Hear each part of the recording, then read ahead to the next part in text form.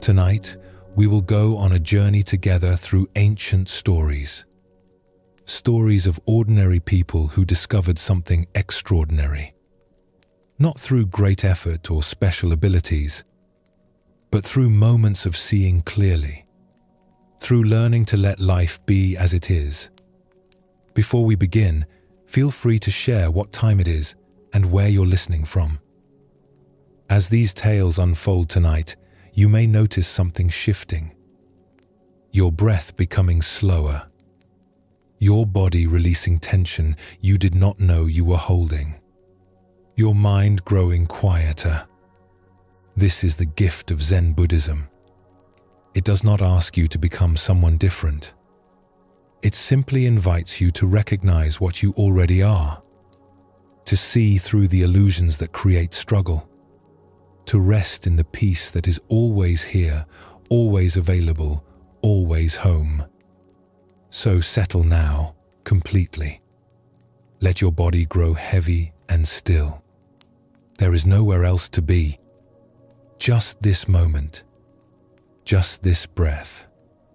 Just these words finding their way to you. Let us begin this journey together. In a village where clay was abundant and the river ran clear, there lived a potter named June. He had learned his craft from his father, who had learned from his father before him. 3 generations of hands shaping clay into vessels. 3 generations of knowing how fire transforms earth into something useful and beautiful. June's workshop sat at the edge of the village, a simple building with a large kiln that glowed red on firing days. The wheel where he worked stood by the window, positioned to catch the morning light. He had thrown thousands of bowls on that wheel. He took pride in his work. Not the boastful kind of pride, but the quiet satisfaction of someone who does something well. People came from neighboring villages to buy his pieces, knowing they would receive something that would last. But lately, June had been feeling restless.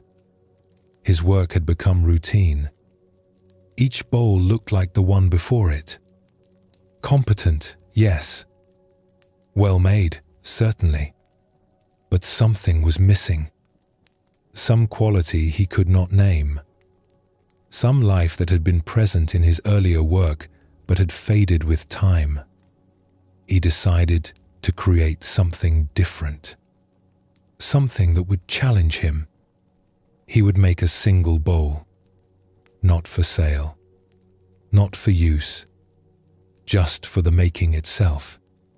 He would pour all his skill and attention into this one piece. Make it the finest work he had ever produced. A bowl that would prove to himself that he had not lost whatever spark had once animated his hands.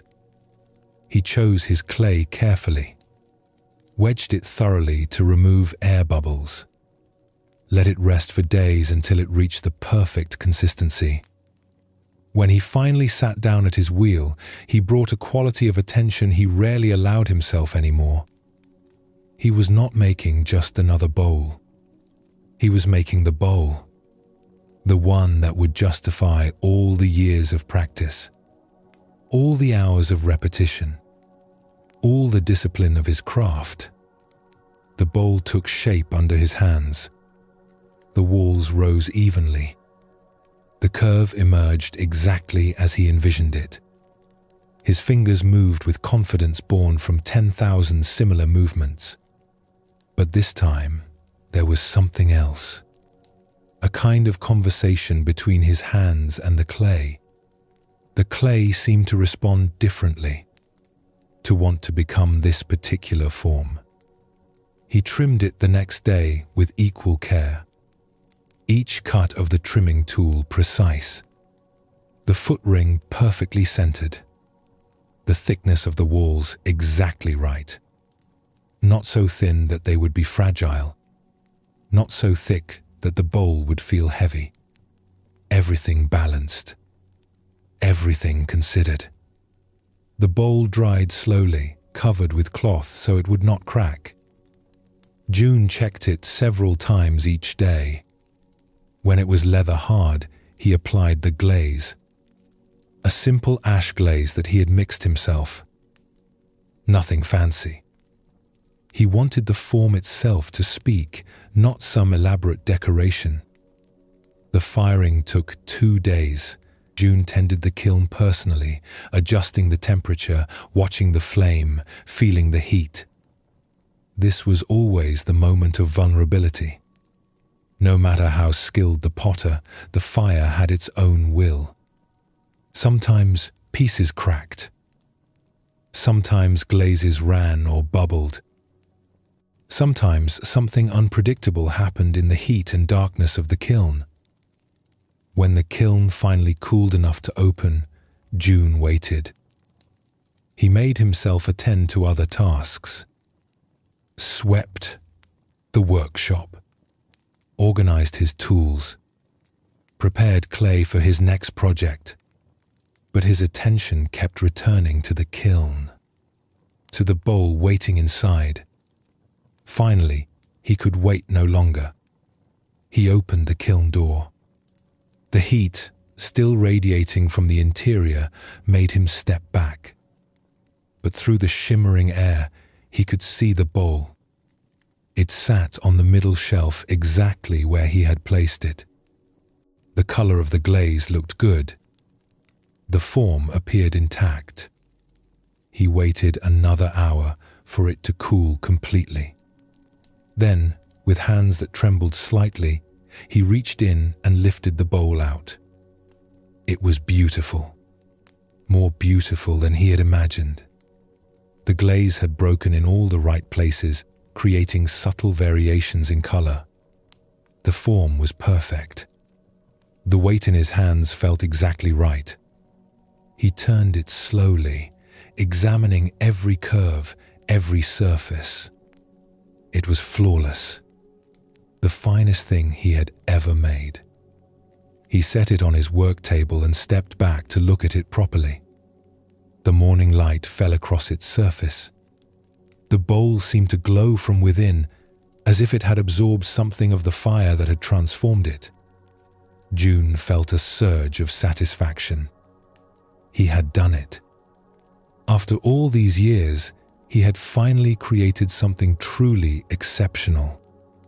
He walked around the table, viewing the bowl from different angles. And then he saw it. A crack. Thin as a hair but unmistakable. It ran from the rim down about 2 inches, then disappeared into the curve of the wall. June's hands went cold. He picked up the bowl, held it close to his face. Yes, there it was. A flaw. Not in the making. Not in the glazing. Something that had happened in the firing. A stress crack. Invisible until this moment. But now that he saw it, he could see nothing else.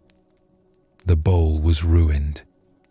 All that care, all that attention, all that hope of creating something perfect, destroyed by this single thin line that split the surface. He set the bowl down, afraid his hands might betray him and drop it. Better broken completely than existing in this state. Neither perfect nor obviously flawed. Just damaged. Diminished. A failure. He sat heavily on his stool, staring at the bowl. The crack seemed to mock him. All his skill meant nothing if the fire could undo it. All his attention meant nothing if something beyond his control could destroy his work. That afternoon, his old teacher came to visit. Master Hideo was nearly 80 now, his hands too bent with age to throw pots anymore, but his eyes still sharp. He visited June once each season, more out of friendship than any need to check on his former students' work. He saw the bowl immediately. Saw too the look on June's face. "Show me," Hideo said simply. June brought the bowl to him, pointed out the crack, waited for the old master's judgment. Hideo held the bowl in his weathered hands, turned it slowly, examined it from every angle. Then he looked at June with an expression that was hard to read. "Tell me what you see when you look at this bowl," Hideo said. "I see a flaw," June replied. "I see my finest work ruined by something I could not control." "Look again." June looked. The crack was still there, still obvious, still destroying the perfection he had worked so hard to achieve. "I see the same thing," he said quietly. Hideo set the bowl on the table between them. "Then you are not seeing clearly. You are seeing only what you expected, what you planned, what you tried to control. You are not seeing what is actually here." He pointed to the crack. "This line, did you make it?" "No. It happened in the firing. Something I could not control." "Yes. Something you could not control. And yet it is here, part of this bowl now. Not separate from the bowl, but integrated into it. The bowl includes this crack. This is what the bowl is. Not what you intended, but what emerged." June felt frustration rising. "But it ruins the bowl. It destroys what could have been perfect." "Perfect," Hideo repeated softly. "What is perfect? Something that matches your plan exactly? Something that conforms completely to your intention? Is that perfection? Or is that just control?" He picked up the bowl again, holding it to the light. The crack caught the sunlight, creating a subtle line of shadow and brightness. "Look at how the light moves along this line. Look at how it adds something to the form. A kind of movement, a kind of life. The bowl is no longer static. It has a story now. Something happened to it. It bears the mark of that happening. But it will leak," June said. "It cannot hold water. It has no function." "Cannot hold water," Hideo agreed. "So it will not be a water bowl. It will be something else. It will hold flowers, perhaps, or sit empty, beautiful in its emptiness. Or it will simply exist as a reminder that nothing turns out exactly as planned. That life includes the uncontrolled. That perfection is not the same as control." He set the bowl down gently. "June, you have spent years learning to control your craft, to make what you intend. This is valuable. This is skill. But now you must learn something else. You must learn to accept what emerges that you did not intend, to see beauty in what you did not plan, to recognize that the fire has wisdom too, that the clay has its own nature, that not everything is yours to determine." June sat with these words. They did not comfort him. They challenged him.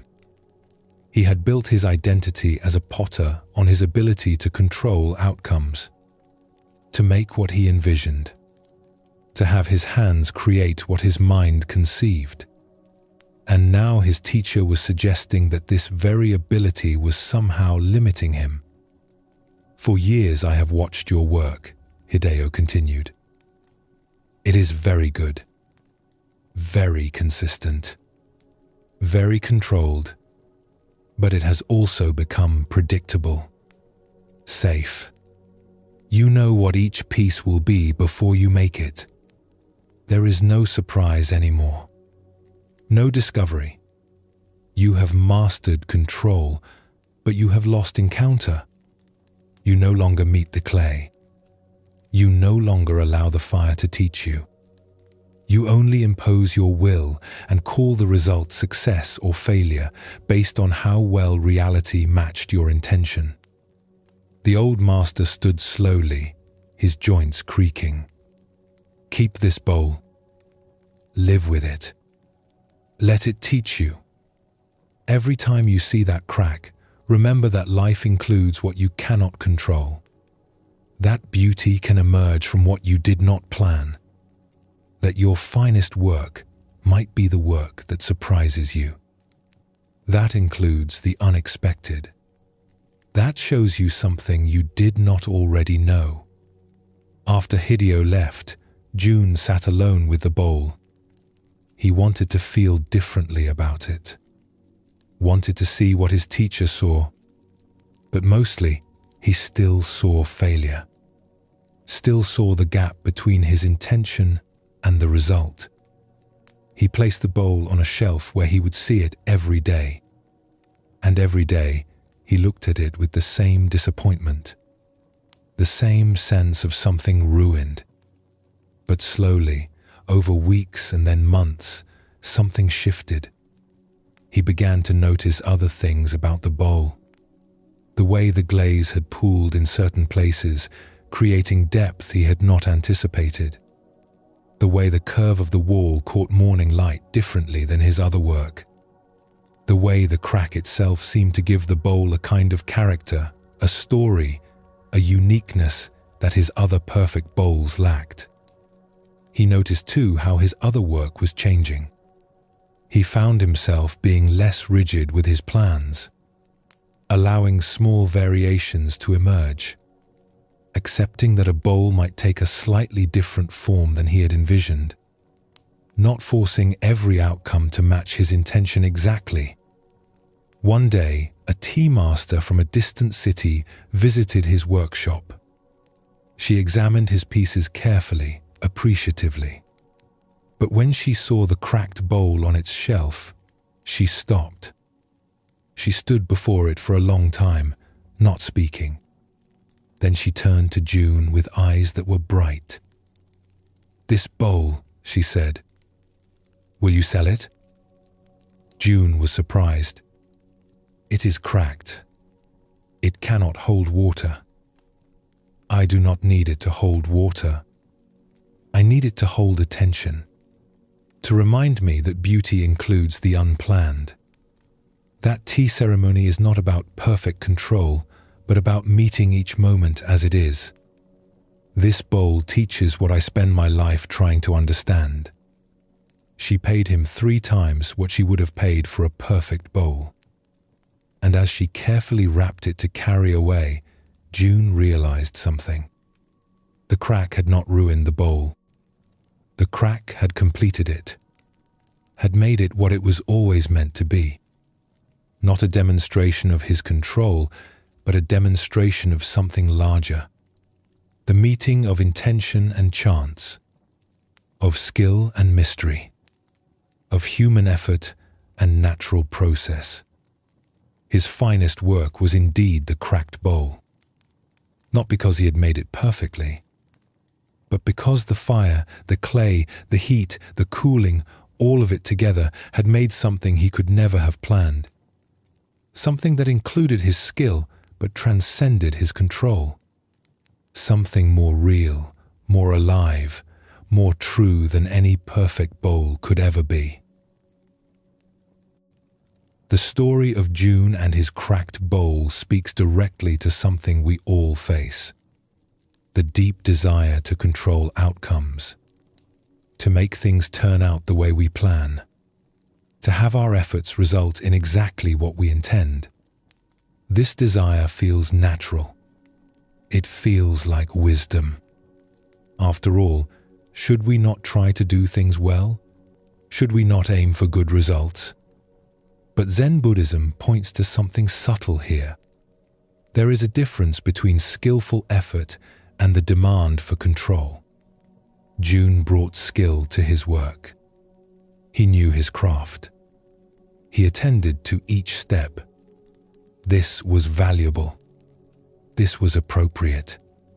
But somewhere in his practice, skill had become control. Making had become demanding. He was no longer working with clay and fire. He was trying to force them to conform to his will. When you let go of the demand for control, something opens. Not carelessness, not giving up on skillful action, but a kind of flexibility. A willingness to meet what actually happens rather than what you plan to happen. An ability to find value in unexpected outcomes. This is true in your own life as well. The moments when things do not go according to plan, when the unexpected enters, when you cannot control the outcome, these moments often contain the most profound teachings. The cracked bowl became June's teacher. Every time he saw it, he remembered. Reality includes the uncontrolled. Beauty includes the unexpected. Life is richer when you allow it to surprise you. When you stop trying to force everything to match your plan, when you recognize that your finest work might be the work that includes what you never intended. In a province known for its medicinal herbs, where mountain slopes grew plants found nowhere else, there lived a physician named Tomoko. She had studied with the greatest healers of her time, had learned which roots treated fever, which leaves eased pain, which teas cleared the mind, which poultices drew out infection. Her knowledge was deep, her skill respected throughout the region. She practiced in a small house at the edge of a village. People came to her with all manner of ailments. Some she could help immediately. A cut that needed stitching. A fever that needed cooling. A cough that needed soothing. Others required more time. Careful observation. Slow treatment. Gradual healing. But most who came to her left better than they arrived. Tomoko took satisfaction in this. In easing suffering. In returning people to health. In using her knowledge to make a difference. She saw herself as someone who helped. Someone who healed. Someone whose work mattered. One autumn day, a man came to her house. His name was Daigo. He was younger than Tomoko, perhaps 30 years old, but he moved like someone much older. His face was tight with pain. His breathing shallow. His skin had an unhealthy pallor. "I need your help," he said simply. Tomoko invited him to sit. Asked him questions about his condition. How long had he been unwell? What were his symptoms? Had he tried other treatments? Daigo answered briefly, reluctantly. Yes, he had been sick for months. Yes, he had pain in his stomach. Yes, he had seen other physicians. No, nothing had helped. Tomoko examined him carefully, checked his pulse, observed his tongue, palpated his abdomen. She recognized the condition. It was serious but treatable. With the right herbs and proper rest, he could recover. It would take time, perhaps several months, but recovery was possible. She prepared a mixture of herbs, explained how to brew the tea 3 times daily between meals. The taste would be bitter, but he must drink it all. She also gave him instructions about food, certain things to avoid, certain things to eat. Rest was essential. He must not work until his strength returned. Daigo listened to all of this without expression. When she finished, he took the herbs, paid her fee, and left. 2 weeks later, he returned. He looked worse. The pain had increased. He had lost more weight. Tomoko was puzzled. The treatment should have begun helping by now. "Have you been taking the herbs as I instructed?" she asked. Daigo shifted uncomfortably. "I tried them once. The taste was too bitter. I could not drink it." "But you must drink it. The bitter taste is part of the medicine. That is how it works." "I do not like bitter things." Tomoko felt a flash of frustration. She prepared a different formula, made it sweeter, added honey to mask the harsh taste, gave him careful instructions again. The dosage must be exact. The timing must be regular. He must follow through. Daigo took the new herbs and left. But when he returned 3 weeks later, he was worse still. The pain was constant now. His skin had a yellowish tinge. Time was becoming critical. "Did you take the herbs this time?" Tomoko asked, though she already suspected the answer. "I took them for a few days," Daigo said. "But then I felt more tired. So I stopped. I thought maybe the herbs were making me worse." The tiredness is part of healing. Your body needs rest to recover. The herbs are working, but you must continue taking them. And you must rest, not keep working. I cannot rest. I have my fields to tend. My family depends on me. If you do not rest now, you will not be able to work at all. This illness will progress. It could become very serious. Daigo looked at her with something like defiance. "Then give me medicine that does not require me to rest. Something that lets me keep working." There is no such medicine. Healing requires cooperation. You must do your part. Take the herbs. Follow the instructions. Rest your body. I can provide treatment, but I cannot heal you if you will not help yourself. But Daigo did not want to hear this. He wanted medicine that would fix him without requiring him to change anything, without the bitter taste, without the tiredness, without the rest, without any discomfort or inconvenience. He came back twice more over the following weeks. Each time worse. Each time Tomoko offered treatment. Each time Daigo found reasons not to follow through. The herbs were too expensive. The instructions too complicated. The changes too difficult.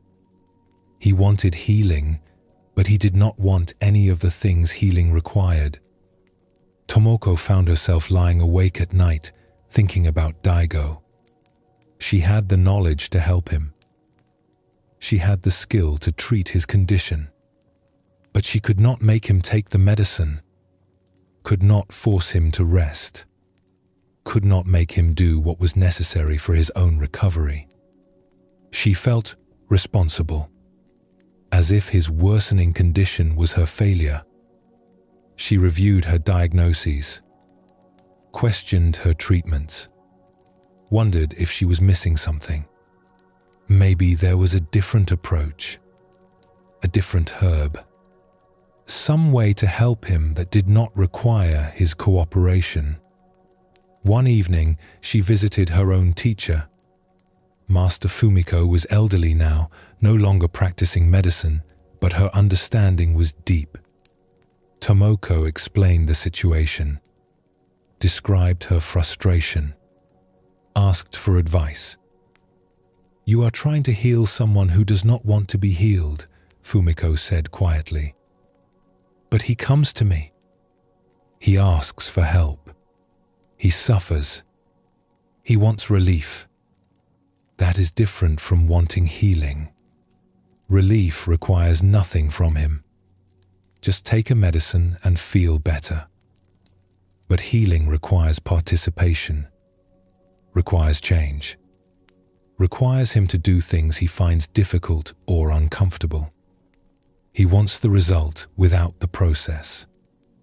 Tomoko felt the truth of this, but it did not ease her frustration. So I should just give up on him? Let him suffer when I know I could help? You are already helping. You are offering treatment. You are providing guidance. You are giving him what he needs. But you cannot make him receive it. You cannot force him to drink bitter tea or rest his body or change his habits. That part is his, not yours. Fumiko poured tea for them both, the familiar ritual calming. You believe your job is to heal people. But that is not your job. Your job is to offer healing, to provide treatment, to share your knowledge. But healing itself requires the patient's participation. You cannot do it for them. You can only do it with them. But if he does not improve, people will say, I failed. That my treatment did not work. Let them say it. Their judgment does not change what is true. You did not fail. You offered skillful treatment. Daigo failed to receive it. That is different. You are responsible for your part, not for his. The next time Daigo came, Tomoko saw him differently. She still examined him carefully, still offered treatment, still explained what he needed to do. But when he found reasons not to follow through, she did not take it as her failure. She offered. He declined. That was the reality. Daigo, she said gently, I have medicine that can help you, but it will not help if you do not take it. I have instructions that can guide your recovery, but they will not work if you do not follow them. I can offer treatment, but I cannot force healing. That part is yours. You must decide if you truly want to get well. If you are willing to do what wellness requires. Daigo looked at her with something like surprise.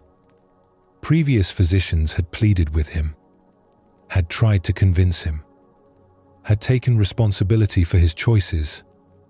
Tomoko was not doing that. She was making clear that healing was a collaboration, that she had her part and he had his, that her offering did not obligate him to receive, but his not receiving did not make her offering less valuable. I will think about it, Daigo said quietly. Good. When you are ready to participate in your own healing, I am here. My door is open. My knowledge is available. But I will not chase you. I will not take responsibility for choices that are yours to make. Daigo left. Tomoko did not know if he would return, did not know if he would ever choose healing over comfort. But she felt a weight lift from her shoulders. She had done her part. She had offered what she could offer. The rest was not hers to control. 3 months later, early in winter, Daigo appeared at her door again. He looked terrible, gaunt, weak, barely able to stand. But his eyes were different, clearer somehow, more present. I am ready, he said. Ready to do what is needed. All of it. The bitter tea. The rest. The changes. Whatever it takes. I am ready now. Tomoko invited him in, prepared new medicine, gave clear instructions. But this time, she did not carry the burden of whether he would follow them. She had offered. He would choose. That was how it worked. Daigo did follow through this time. Drank the bitter tea without complaint. Rested even though it was difficult. Made changes even though they were uncomfortable. And slowly, over many months, he recovered. His color returned. His pain eased. His strength came back. When he was finally well, he thanked Tomoko with deep gratitude. "I am sorry I wasted so much time. Sorry I did not listen at first." "You were not ready," Tomoko said simply. "Readiness cannot be forced. It emerges in its own time. But you could have given up on me. Could have refused to see me. I offered what I could offer. That is my part. Whether you received it or not was your part. I cannot control your choices. I can only make my offering available." After Daigo left, Tomoko sat in her treatment room thinking about what she had learned. She was a healer, yes, but healing was not something she did to people. It was something she participated in. She offered knowledge, skill, medicine, guidance. But the other person had to receive, to cooperate, to do their part. She could not control that. Could not force it. Could only make her offering and let it be received or not. This understanding changed her practice. She still worked with great care and skill. Still offered her best knowledge. But she no longer carried the weight of outcomes she could not control. She did her part fully. Then released the results. Offered without attachment to whether the offering was accepted. Some patients improved. Some did not. Some followed her guidance. Some ignored it. But Tomoko remained steady, available, clear about her role and its limits. She could offer healing. She could not force it. And in accepting this truth, she found a peace that had eluded her when she believed she should be able to heal everyone who came to her door. Tomoko's peace came not from controlling outcomes, but from clarifying her role. She could offer. That was her part. She could offer with skill and care and genuine desire to help. But the receiving was not hers to control. And in accepting this limit, she found the freedom to continue offering without the burden of trying to force acceptance. This is the wisdom Zen Buddhism points to again and again. Do your part. Do it fully. Do it with attention and care. But then release the results. Offer without attachment to outcome. Act without demanding specific results. Give without controlling how your gift is used. In this release, in this letting go of control, there is a profound peace. Not the peace of getting what you want, but the peace of accepting what you cannot control. The peace of understanding where your responsibility ends and another's begins. As you rest here, breathing slowly, these teachings settle into your awareness. Control is exhausting. The constant effort to make everything conform to your plan drains energy and creates struggle. But letting go of control does not mean abandoning skillful action. It means understanding the difference between doing your part and controlling outcomes, between offering fully and demanding acceptance. And in releasing the demand for control, you discover something unexpected. Life becomes more interesting, more alive, more full of possibility. Because when you stop forcing everything to match your plan, you allow reality to surprise you. to teach you, to show you what you could not have imagined. This is the gift of letting go. Not passivity, not defeat, but the recognition that your peace does not depend on controlling outcomes. It depends on understanding your part and doing it fully while releasing what is beyond your influence. The teachings of Zen Buddhism return us always to this simple truth. Meet life as it actually is, not as you demand it should be. Work with what is here, not with what you wish were here. Offer your best, then let go of the results. In this release, this letting go, this acceptance of life's uncontrollable nature, there is a peace deeper than any control could ever provide.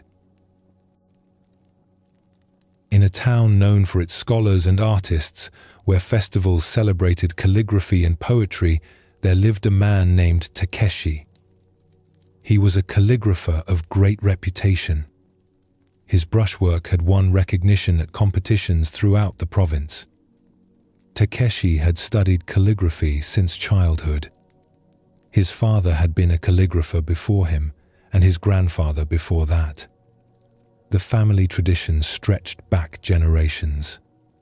Takeshi had learned each stroke through repetition.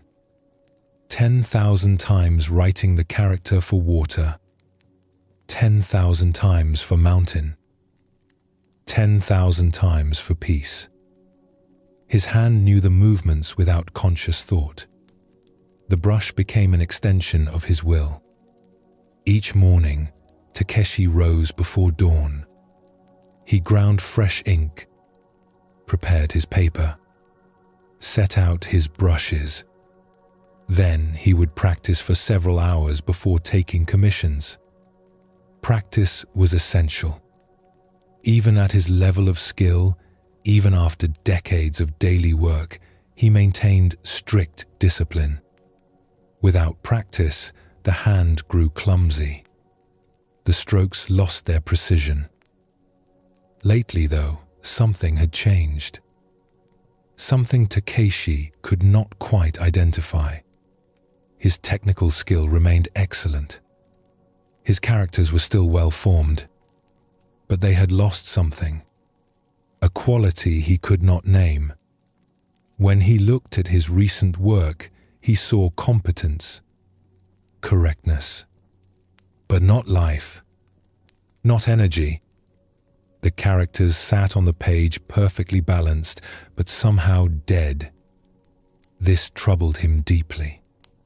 At first, he thought he needed more practice. So, he increased his hours, woke earlier, practiced longer, ground his ink with more care, selected his brushes with more attention. But the problem persisted. His work remained technically perfect and somehow lifeless. He examined scrolls from his earlier years, work he had done as a younger man before his reputation was established. Those characters had something his current work lacked. They were less perfect in their form.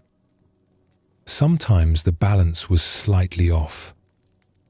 Sometimes the stroke pressure varied more than it should. But they were alive. They had energy. They seemed to breathe on the page. What had he lost? What had changed between then and now?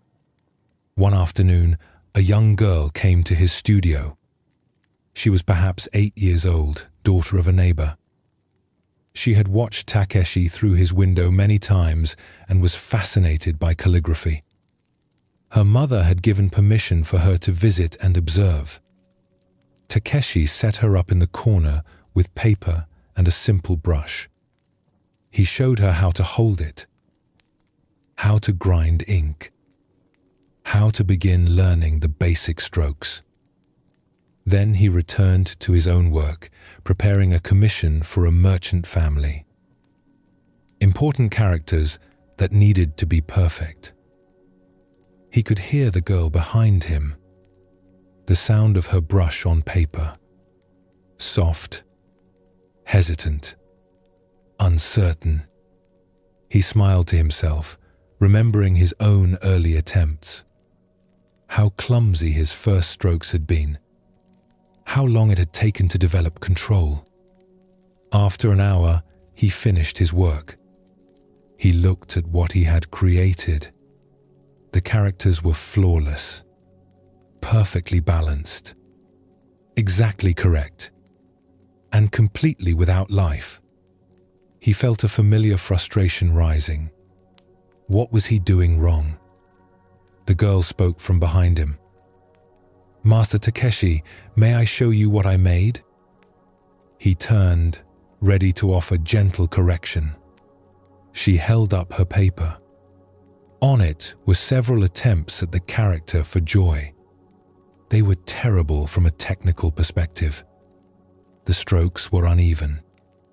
The balance was wrong. The proportions were off. Everything about them violated proper form. But they were alive. They were joyful.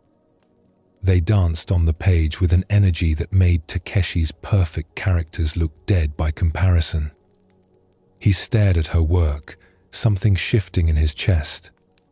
"Tell me," he said quietly, "what were you thinking about as you wrote these?" The girl looked confused by the question. "Thinking about?" "I was not thinking. I was just writing. Trying to make the character for joy look like joy feels." "And how does joy feel?" "Like jumping. Like laughing. Like when you are so happy you cannot hold still." She looked at her characters. "I know they are not right. The teacher at school says my writing is too messy. But I was trying to show how joy moves." Takeshi looked at his own work again. What had he been thinking about as he wrote? He had been thinking about correct form, about proper balance, about what the merchant would expect, about his reputation, about technical perfection. He had been thinking about the result, about how it would be judged, about whether it was good enough. He had not been thinking about the meaning of the characters, had not been feeling anything about what they said. He had been executing them, like a craftsman following a pattern. Technically perfect, but absent of any actual presence with what he was doing. "Your characters are wonderful," he told the girl. "Do not let anyone make you lose this quality they have, this aliveness." She beamed with pleasure, not quite understanding why her messy work was being praised by a master calligrapher. After she left, Takeshi sat alone in his studio. The light was fading. His perfect characters lay on the table before him, and he saw clearly what had happened over the years. He had learned technique so well that he no longer needed to be present. His hand could execute the strokes automatically. His mind could wander, could think about other things, could plan, could worry, could judge, and the characters would still be technically correct, but they would be empty. The girl had no technique. She had to be completely present with each stroke, had to attend to the brush, the ink, the paper, the movement. She could not execute automatically. So her full attention was there. And that attention, that presence, came through in the work. It made her clumsy strokes more alive than his perfect ones. He realized he had forgotten how to be present with his own work, had trained himself so thoroughly that he could do it without actually being there. And in that absence, the work had died. The next morning, Takeshi approached his practice differently. He did not try to change his technique. He tried to change where his attention was. As he lifted his brush, he felt its weight. noticed the texture of the bamboo handle, saw how the light caught the bristles. When he dipped it in ink, he watched how the ink was absorbed, how it clung to the brush, how it would flow when pressed to paper. As he began to write, he stayed present with each stroke, not thinking about the next stroke or judging the previous one. Just here with this stroke, this movement, this moment of brush meeting paper. He felt the texture of the paper, heard the slight whisper of bristles, saw the ink flowing, spreading, settling. The characters that emerged were different, still technically skillful.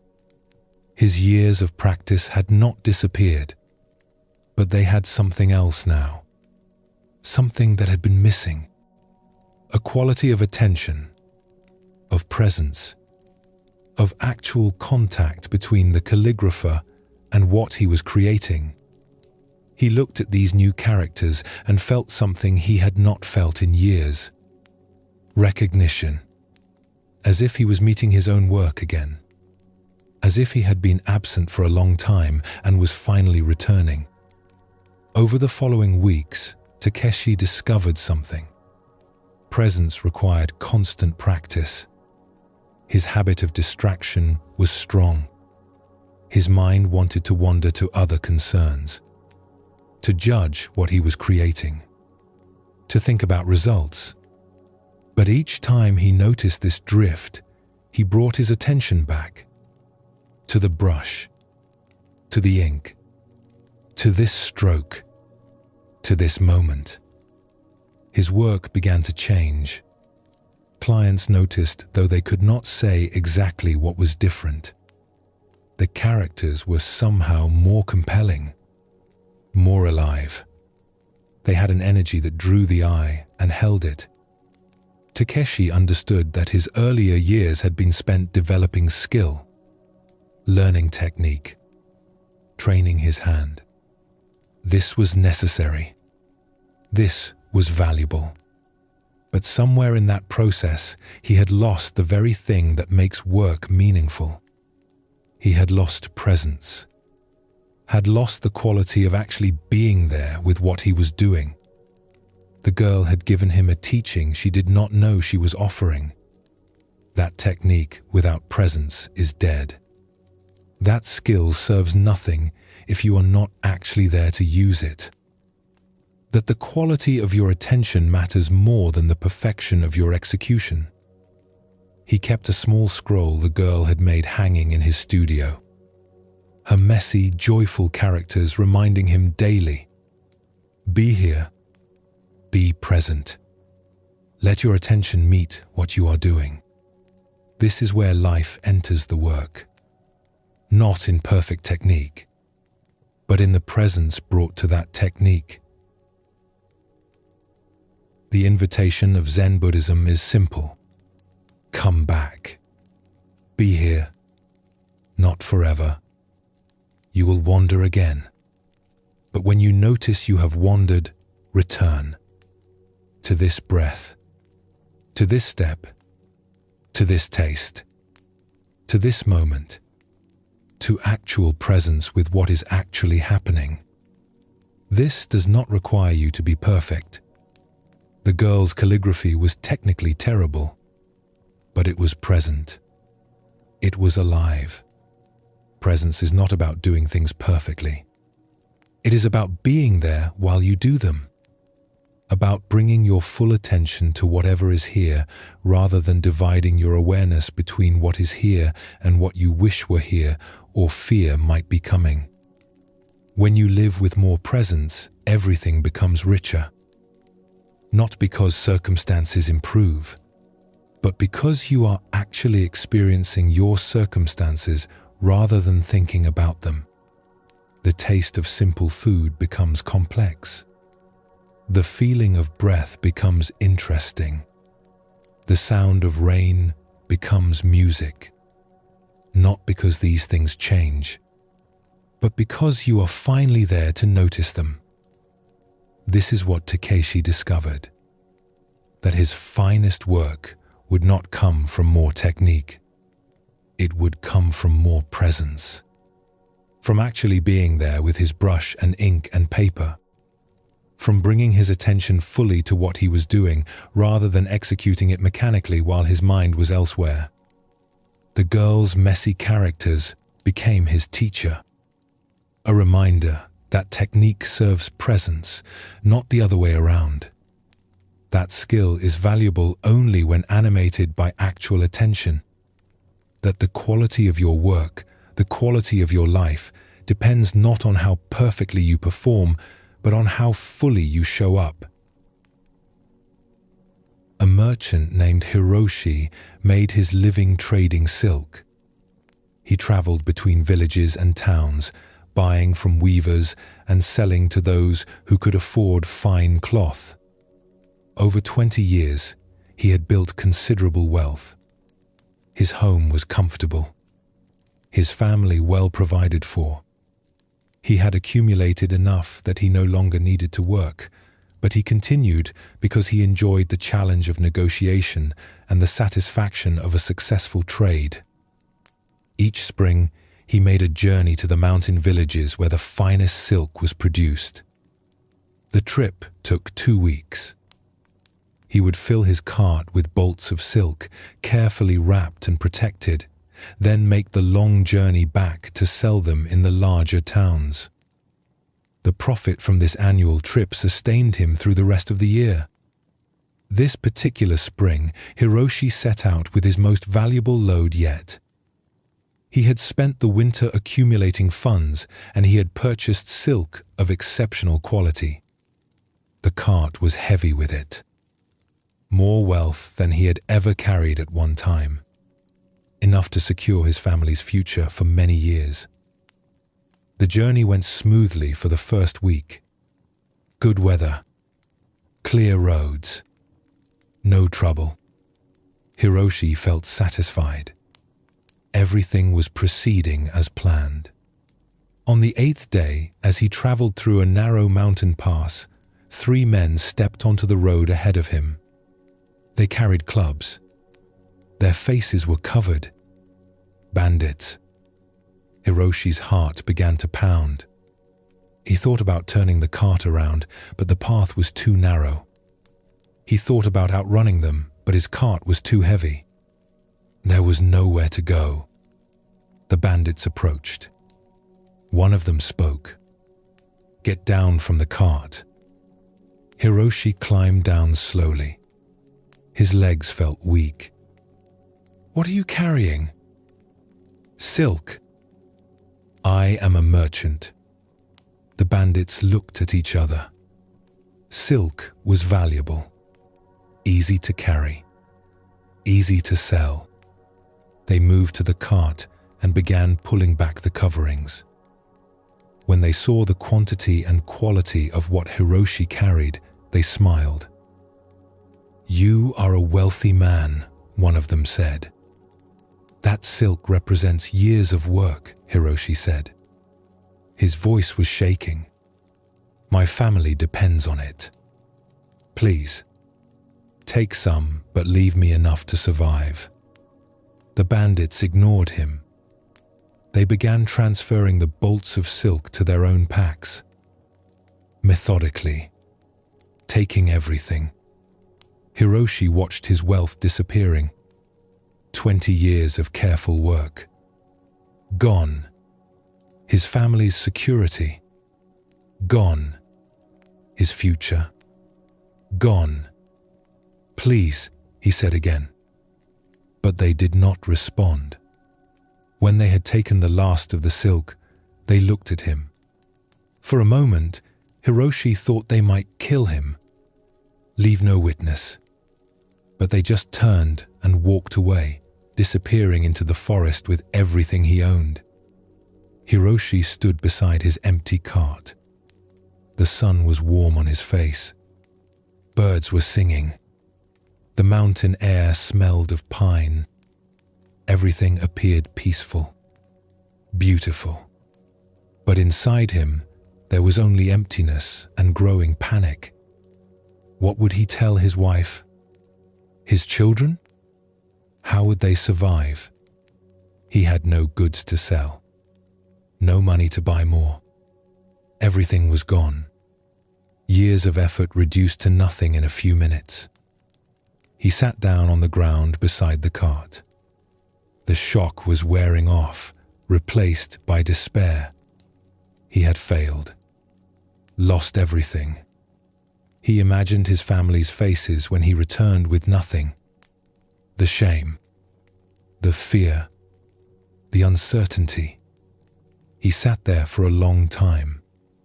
The sun moved across the sky. Eventually, he realized he needed to move, needed to start the journey home, needed to face what he had lost. As he stood and brushed off his clothes, he noticed something strange. The panic was still there, the worry about the future. But there was something else too, something he had not expected. A kind of lightness. For 20 years, he had been carrying something he had not quite noticed. The weight of wealth, the constant concern about protecting it, the worry about losing it, the need to guard it, the fear of thieves or fire or poor decisions. All of that weight had been so constant he had stopped noticing it. But now it was gone. He had nothing left to lose, nothing left to protect. The worst had happened, and he was still here, still breathing, still able to walk, still alive. He started walking, leading his empty cart. The first day was difficult. His mind kept spinning stories about disaster, about poverty, about shame, but he kept walking. On the second day, something shifted. He noticed things he had missed on the journey out. The way light fell through trees, the sound of a stream, the smell of wild flowers. When he was carrying valuable cargo, he had been too tense to notice such things, too focused on protecting what he had. But now, with nothing to lose, his attention was free. He stopped at a small village. He had no money to pay for lodging, but he explained his situation to the innkeeper. The man offered him a meal and a place to sleep in exchange for help with repairs to the building. Hiroshi worked for several hours, fixing a door and mending a section of roof. The work felt good, simple, direct. He slept better than he had in years. The next morning, he continued walking. He found he was not rushing, not anxious to arrive, just walking, meeting each day as it came. Sometimes people offered help. Sometimes he worked for meals. Sometimes he went hungry. All of it was just what was happening. When he finally reached his home, he stood outside for a long time before entering. He did not know what he would find inside. Anger? Disappointment? Fear? But when he opened the door, his wife saw his face and simply came to him, held him. "What happened?" she asked. "I lost everything. Bandits took all the silk." She was quiet for a moment. Then she said, "But you are here. You are safe. That is what matters." Hiroshi felt tears come. Not tears of despair. Something else. Something like relief. She was right. He was here. He was safe. Everything else was gone, but this remained. In the days that followed, they adjusted to their new situation. They had some savings, though not much. Hiroshi took work where he could find it, helping neighbors, doing repairs, teaching young men about trading. The work was different from what he had done before. More immediate, more connected to people. He noticed something surprising. The fear that had driven him for so many years, the fear of not having enough, had quieted. He had lost everything and discovered that he could survive it. That he was not destroyed by it. That something essential remained even when everything else was gone. His wife noticed the change. "You seem different," she said one evening. "I feel lighter," he said. "I did not realize how heavy it was carrying all that wealth. Not just the silk, but the worry about it, the need to protect it, the fear of losing it. Now it is gone, and I am still here. We are still here, and that is enough." Months later, Hiroshi slowly began to rebuild. He started small, a few modest trades, but he held his new wealth differently. Not as something that defined him, not as something he needed to cling to, just as something he had for now, something that could be lost again and he would still be all right. The bandits had taken his silk, but in taking it, they had given him something unexpected. Freedom from the weight of possession, recognition that what he truly needed was much smaller than what he had been protecting. Understanding that loss, even devastating loss, could be survived. That he was larger than anything that could be taken from him. The story of Hiroshi and the bandits touches something tender in human experience. The fear of losing what we have. The weight of protecting what we own. The belief that our security depends on holding tight to what we have accumulated. And the surprising discovery that comes sometimes when loss arrives despite our best efforts. Hiroshi had spent 20 years building wealth. This is natural. He worked hard, provided for his family, accumulated resources to protect against future hardship. Nothing wrong in any of this. But underneath the accumulation, something else was accumulating too. The weight of worry, the constant tension of protecting, the fear that lived in the background, quiet but always present. When the bandits took everything, they removed not just the silk, but the burden of carrying it. In that moment of complete loss, something unexpected became visible. That he had been weighting himself down with more than fabric and coin. He had been carrying the fear of this very moment, the imagined catastrophe of losing it all. And when it actually happened, when the feared thing became real, he discovered he could survive it. There is a quality of holding that creates suffering beyond the natural pain of loss. When we grip something so tightly that our whole sense of security depends on it, we live in constant fear of its loss. The possession becomes a burden as much as a benefit. We protect it, worry about it, organize our lives around keeping it. And in all this protecting, we lose a certain ease, a certain lightness, a certain freedom to simply be present with what is actually here. Hiroshi discovered that with nothing left to protect, his attention became available for other things. The beauty of the forest, the kindness of strangers, the simple satisfaction of work done for its own sake. These things had always been there, but he had not quite seen them. His attention had been occupied elsewhere, on guarding, on accumulating, on maintaining what he had built. The lightness he felt was not joy at his loss.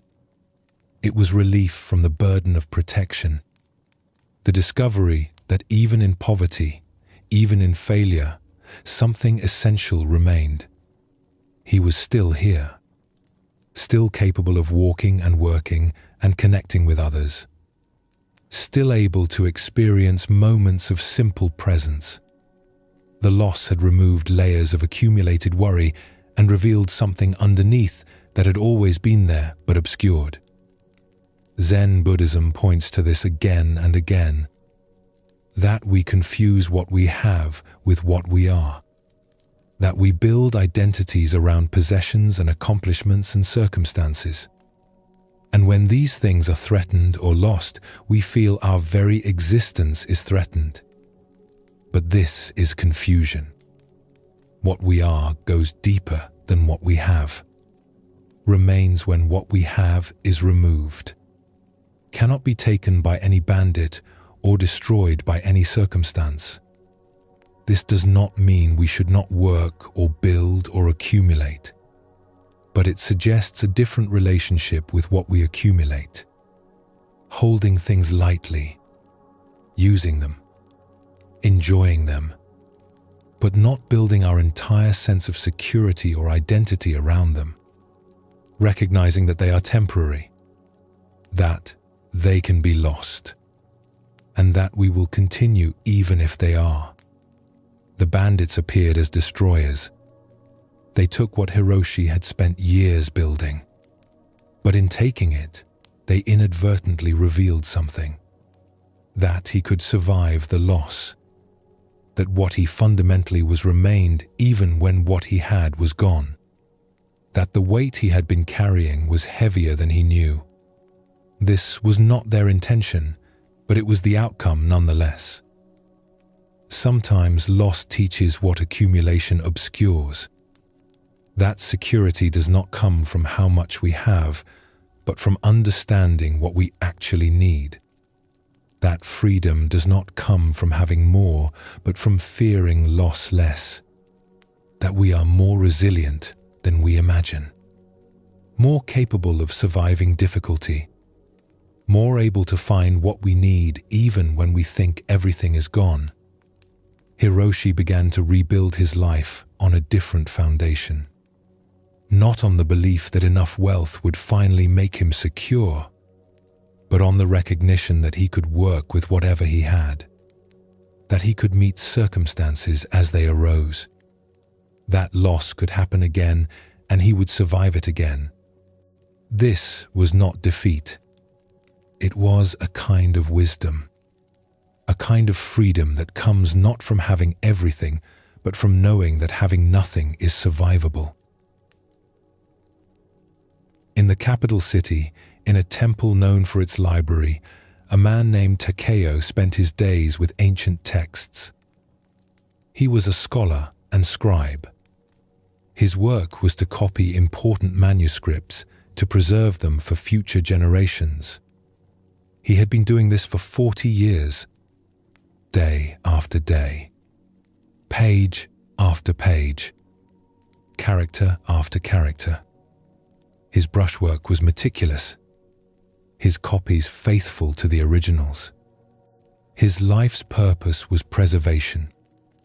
The library where he worked held thousands of texts, Buddhist sutras, historical records, poetry, philosophy, medical knowledge.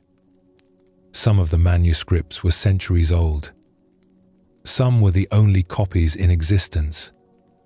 All of it was valuable, irreplaceable, and all of it depended on people like Takeo to keep it from being lost to time. Takeo took his work seriously.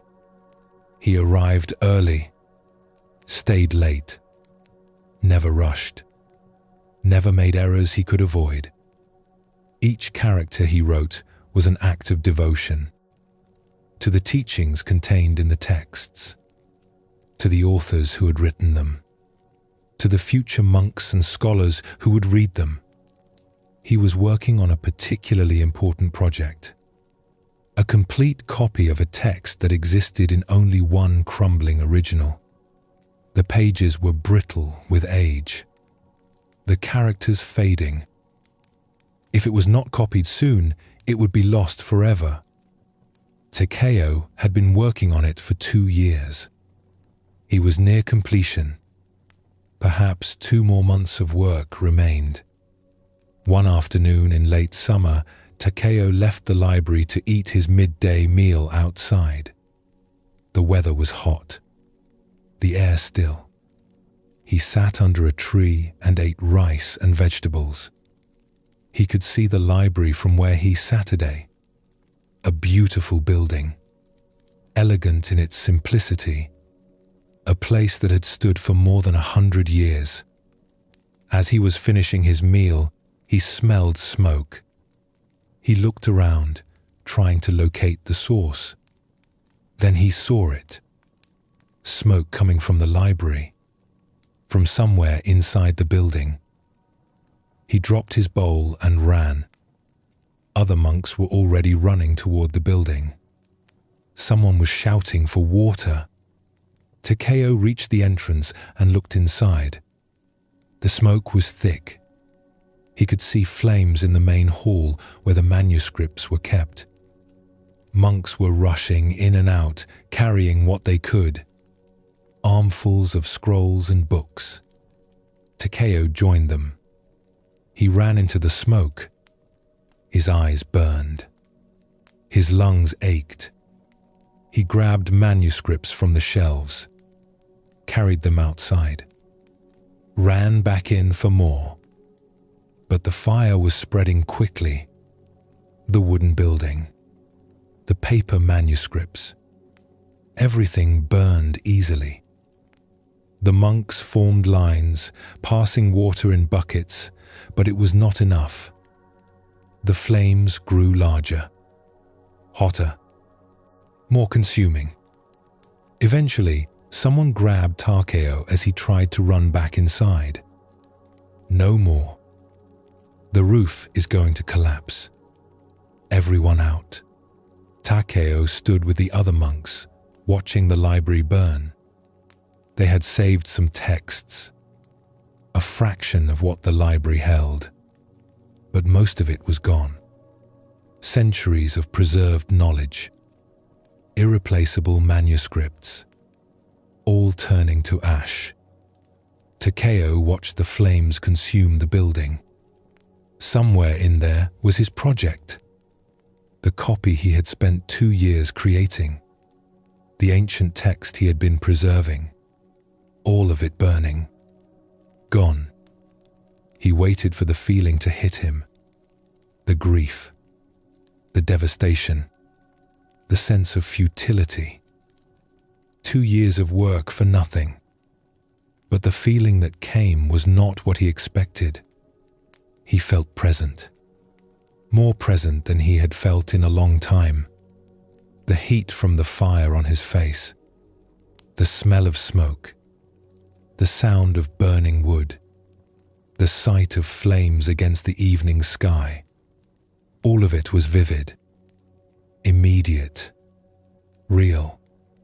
He looked at his hands, the hands that had written thousands of characters, that had copied page after page with devoted care.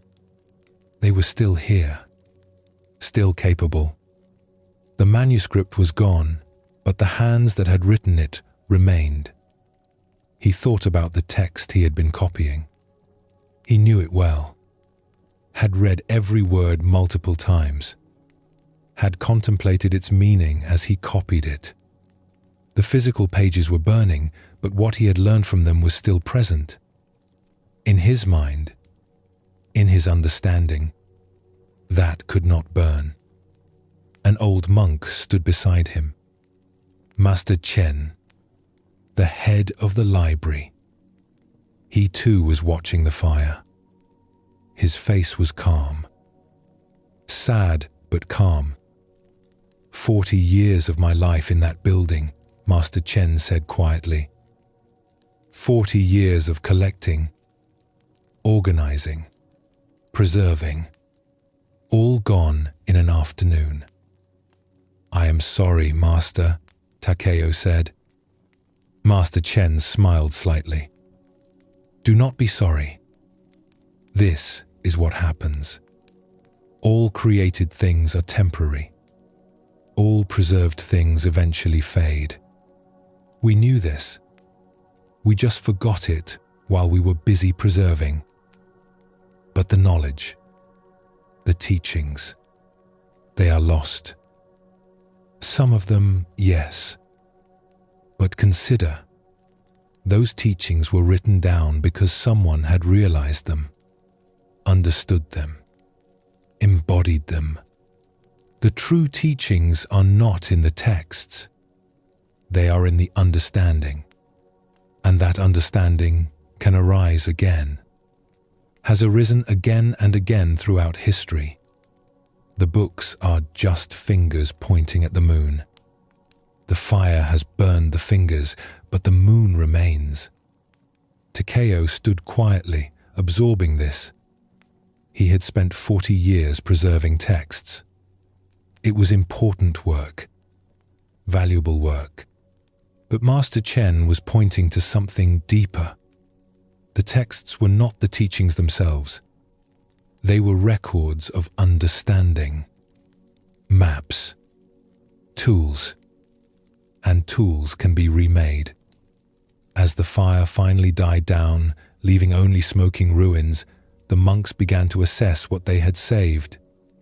It was not much, a few hundred texts out of thousands. But it was something, a beginning for rebuilding.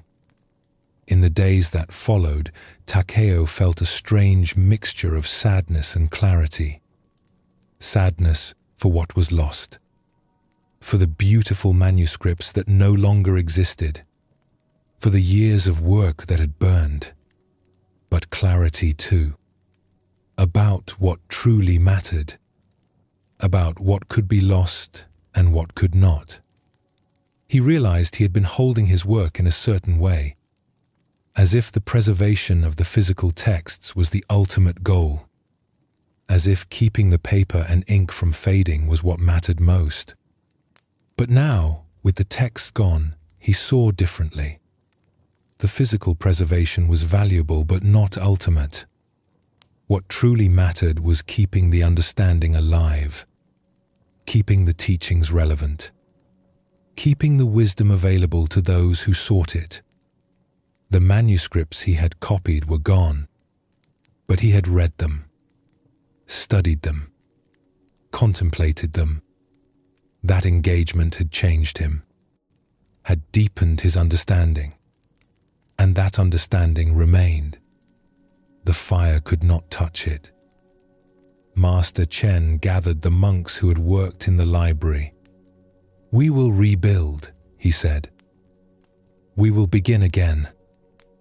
Some texts can be copied from other libraries. Some we will have to do without. But we will continue the work of preservation. Not because we can keep things forever. We cannot. But because each generation needs access to the wisdom of previous generations. We preserve not to defeat impermanence, but to work with it, to pass things forward while we can." He looked at Takeo. "You spent 2 years on a manuscript that is now ash. Do you regret that time?" Takeo thought about this. Did he regret it? He had learned much while copying that text, had developed his skill, had deepened his understanding of the teachings it contained. "No," he said slowly. "I do not regret it. The work had value even if the product is gone." "Yes," Master Chen said. "The value was in the doing, not just in the thing produced. You became a better scholar, a deeper practitioner. The manuscript was a vehicle for that development. Its loss is sad, but not a negation of the time spent." Takeo began working on rebuilding the library. But he worked with a different spirit. Still careful, still devoted, but not as attached to outcomes. He understood now that whatever he created could be lost, could burn or fade or be destroyed. But the work itself had value. the attention brought to it, the understanding developed through it. These things remained even when the product was gone. He also noticed something else. He enjoyed his work more. When he had believed preservation was ultimate, there was always an undercurrent of anxiety. The manuscripts were fragile. Time was relentless. Decay was inevitable. He was fighting a losing battle. But now, understanding that loss was inevitable, there was a kind of peace. He was not trying to defeat time. He was just working with what was here, preserving while preservation was possible, and knowing that when it was no longer possible, that would be all right too.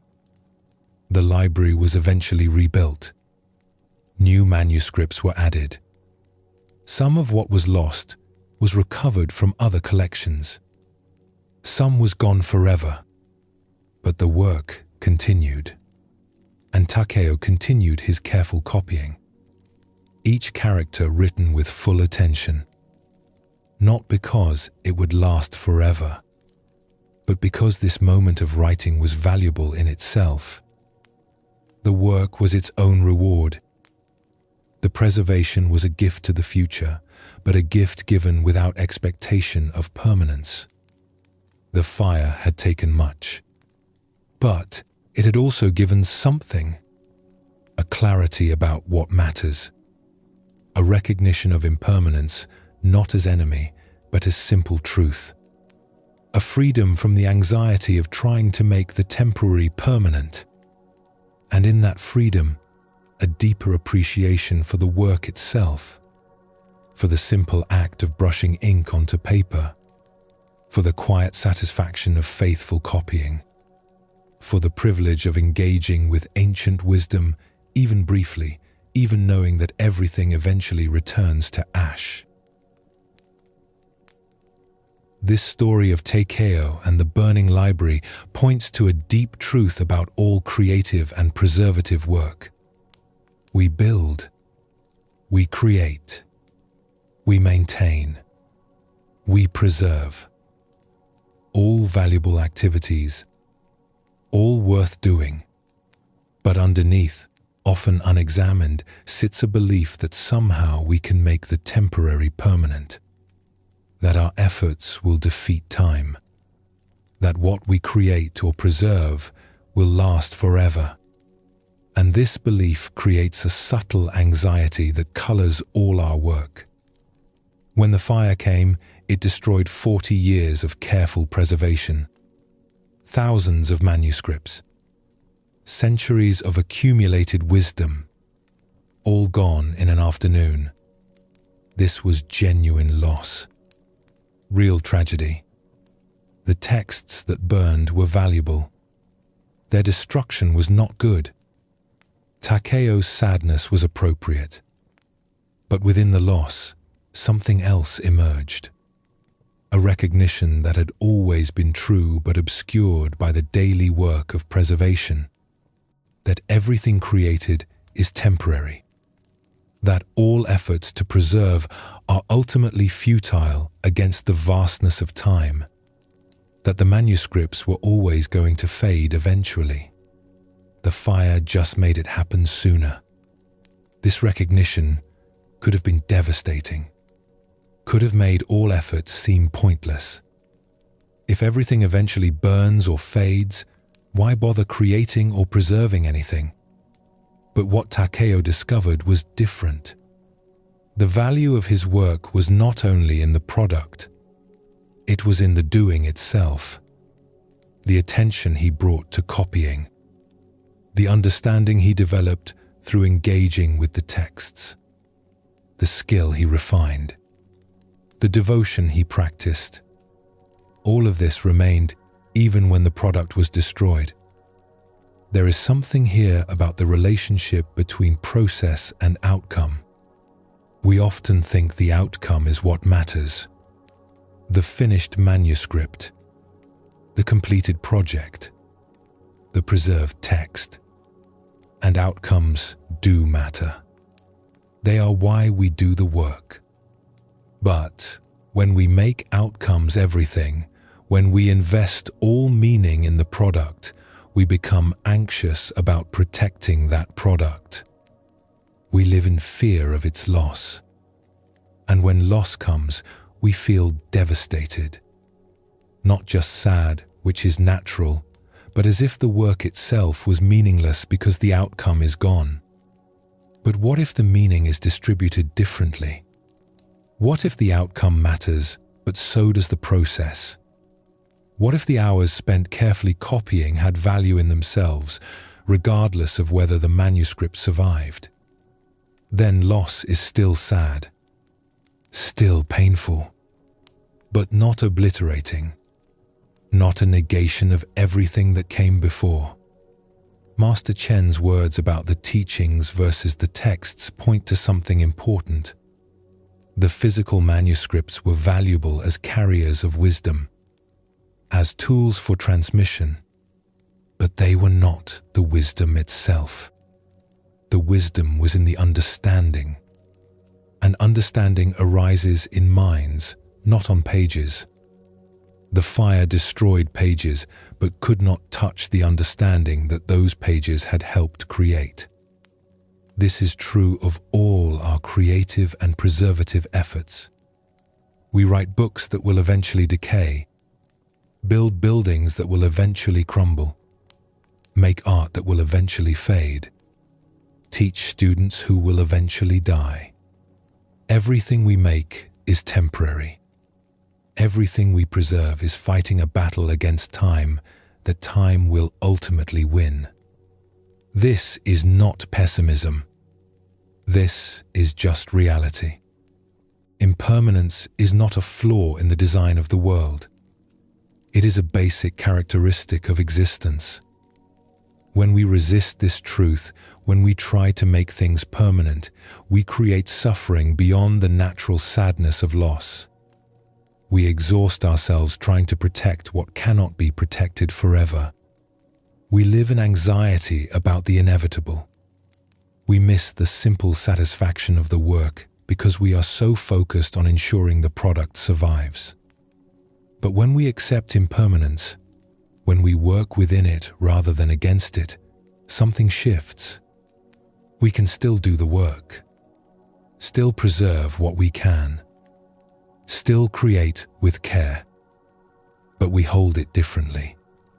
We know it is temporary. We know it will eventually be lost. And knowing this, we can appreciate it more fully while it is here. Can enjoy the work itself without the burden of believing we must make it last forever. Takeo continued his careful copying after the fire, not because he thought his new manuscripts would be permanent, but because the work itself was valuable, because transmission matters even when what is transmitted is temporary, because this moment of writing has meaning even if what is written will someday burn or fade.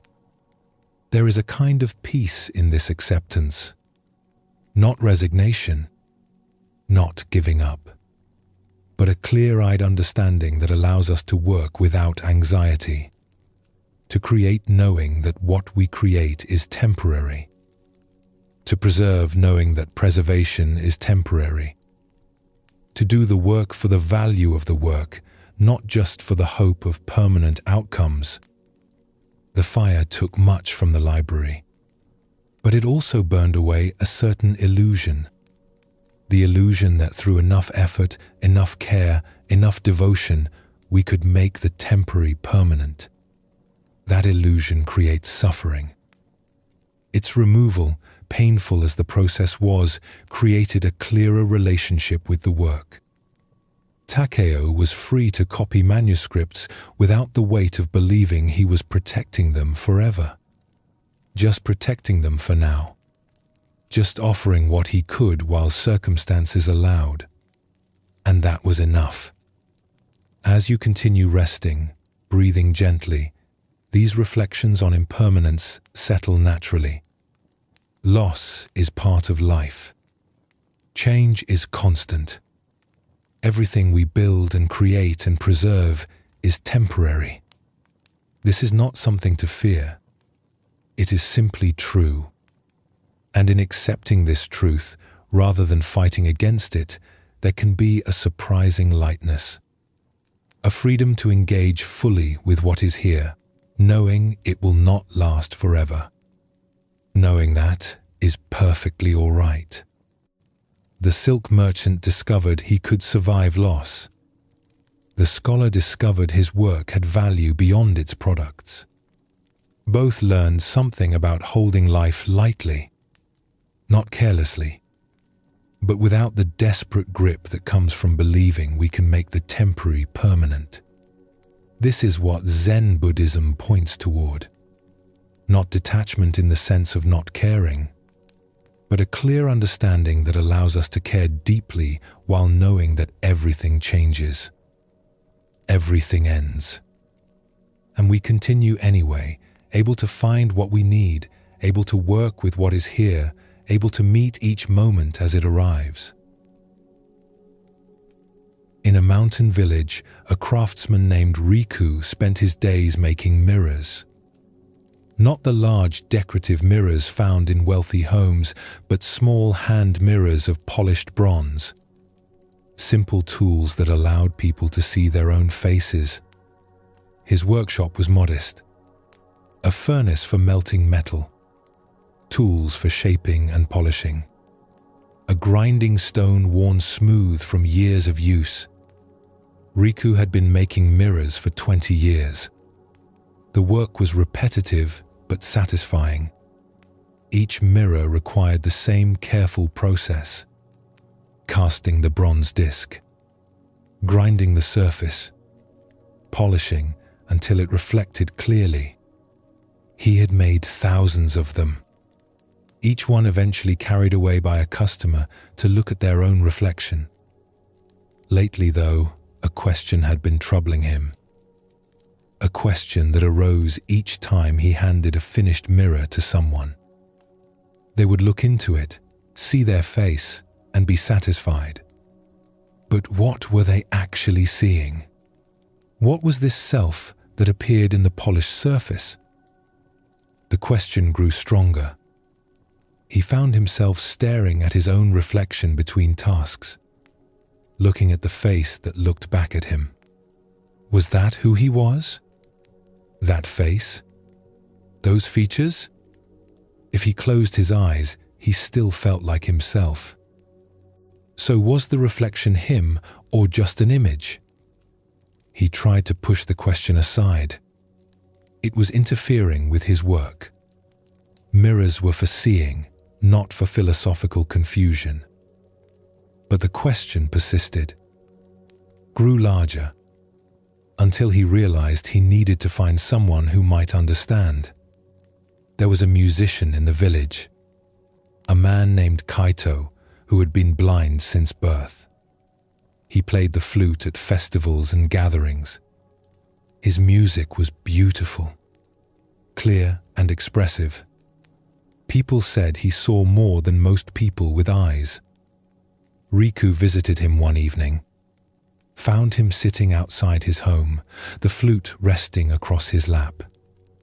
Master Kaito, I have a question that troubles me. May I ask it? Of course. Sit. Riku settled on the ground beside him. I make mirrors. Each day, people look into them and see themselves. But I have begun to wonder, what is this self they see? Is the reflection who they are? Kaito was quiet for a moment. Then he smiled slightly. You make mirrors but have never seen your own face. Is that right? No, I see it every day. In the mirrors I polish. In still water. I know what I look like. Then perhaps I should ask differently. You see an image that you call your face. But is that you? If I touch your arm right now, I feel something solid, warm, breathing. Is that more you than the image in the mirror? Riku considered this. My body is me, yes. The mirror shows what my body looks like. And if your body is you, then when your body changes, do you change? When you were a child, you had a child's body. Now you have a man's body. Were you different people? Or the same person in different forms? The same person. I remember being that child. I have changed, but I am still me. So you are not your body, exactly. You are something that experiences having a body. Something that continues while the body changes. Kaito lifted his flute. When I play this instrument, am I the flute? Or am I the one playing it? You are the player, not the instrument. Yes. And you are not the body. You are the awareness that experiences the body. The consciousness that looks through the eyes, hears through the ears, feels through the skin. That awareness has no face, has no form, cannot be reflected in any mirror. Riku felt something shift. But if I am not my body, not my face, then what am I? That is the question, is it not? What are you? Not what do you look like? Not what is your name or your history or your thoughts? But what are you in your most fundamental nature? Kaito turned toward him, his blind eyes somehow seeing more than most eyes did. I have never seen a face. Not yours. Not my own. Not my mother's or father's. I have never known what anyone looks like. And yet, I know people. I recognize them by their voice, their presence, the quality of their being. To me, identity has nothing to do with appearance. Then how do you know who you are? I am the awareness that hears, that feels, that experiences this moment.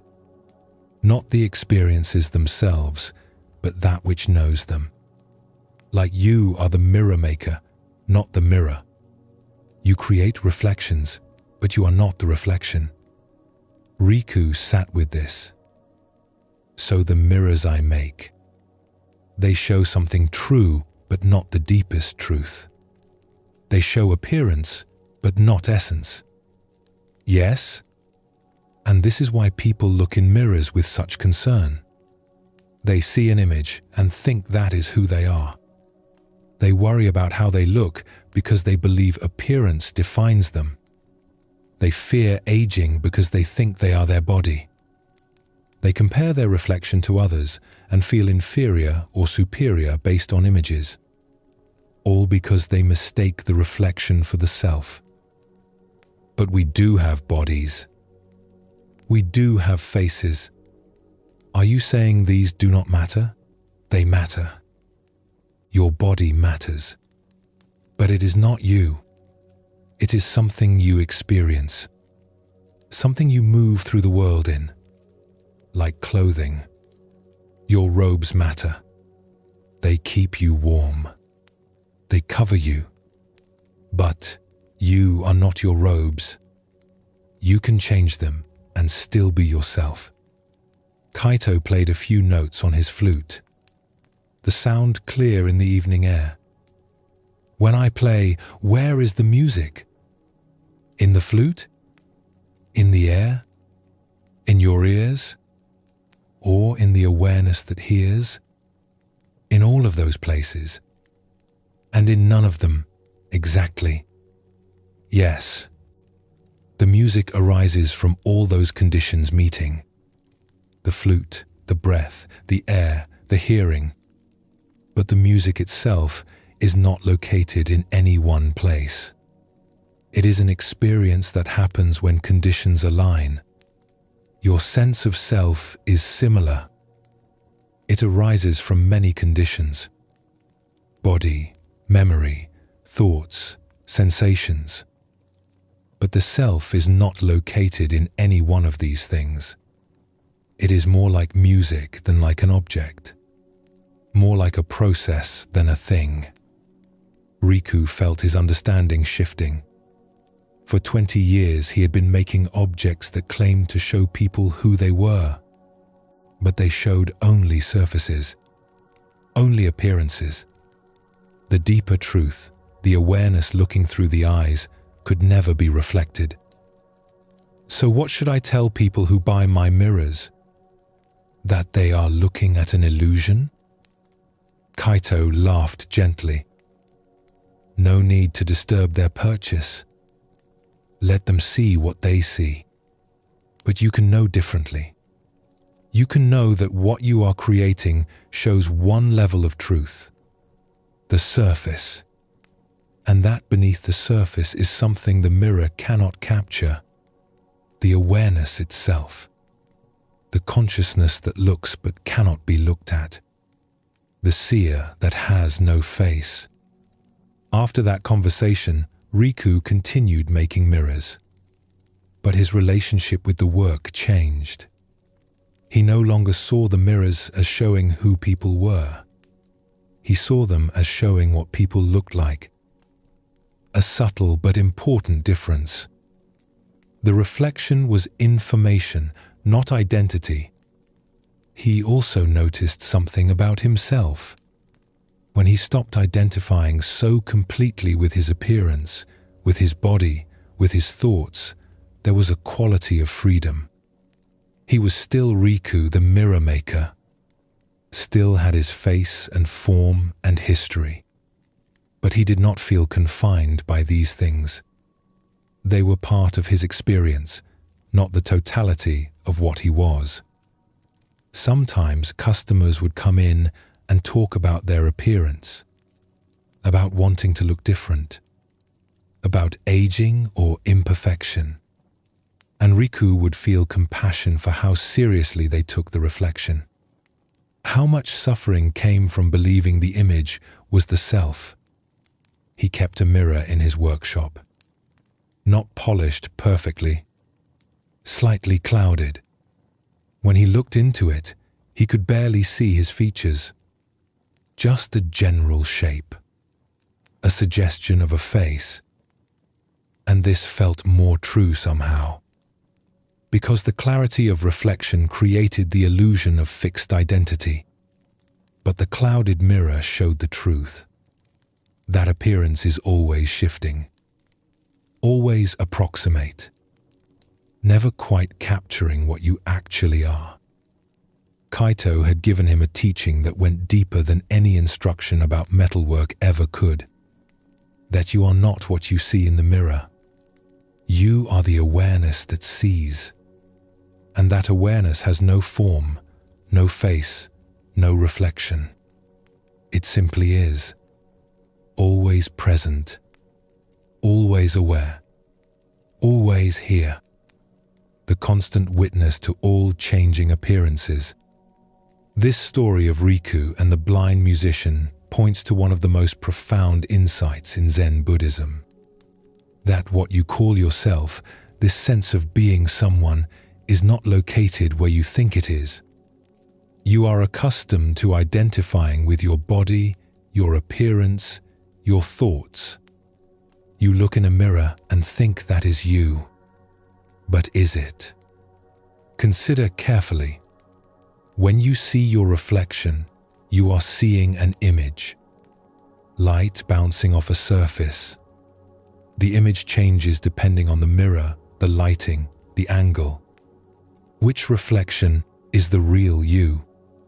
The one from 10 years ago? The one from this morning? The one you will see 10 years from now?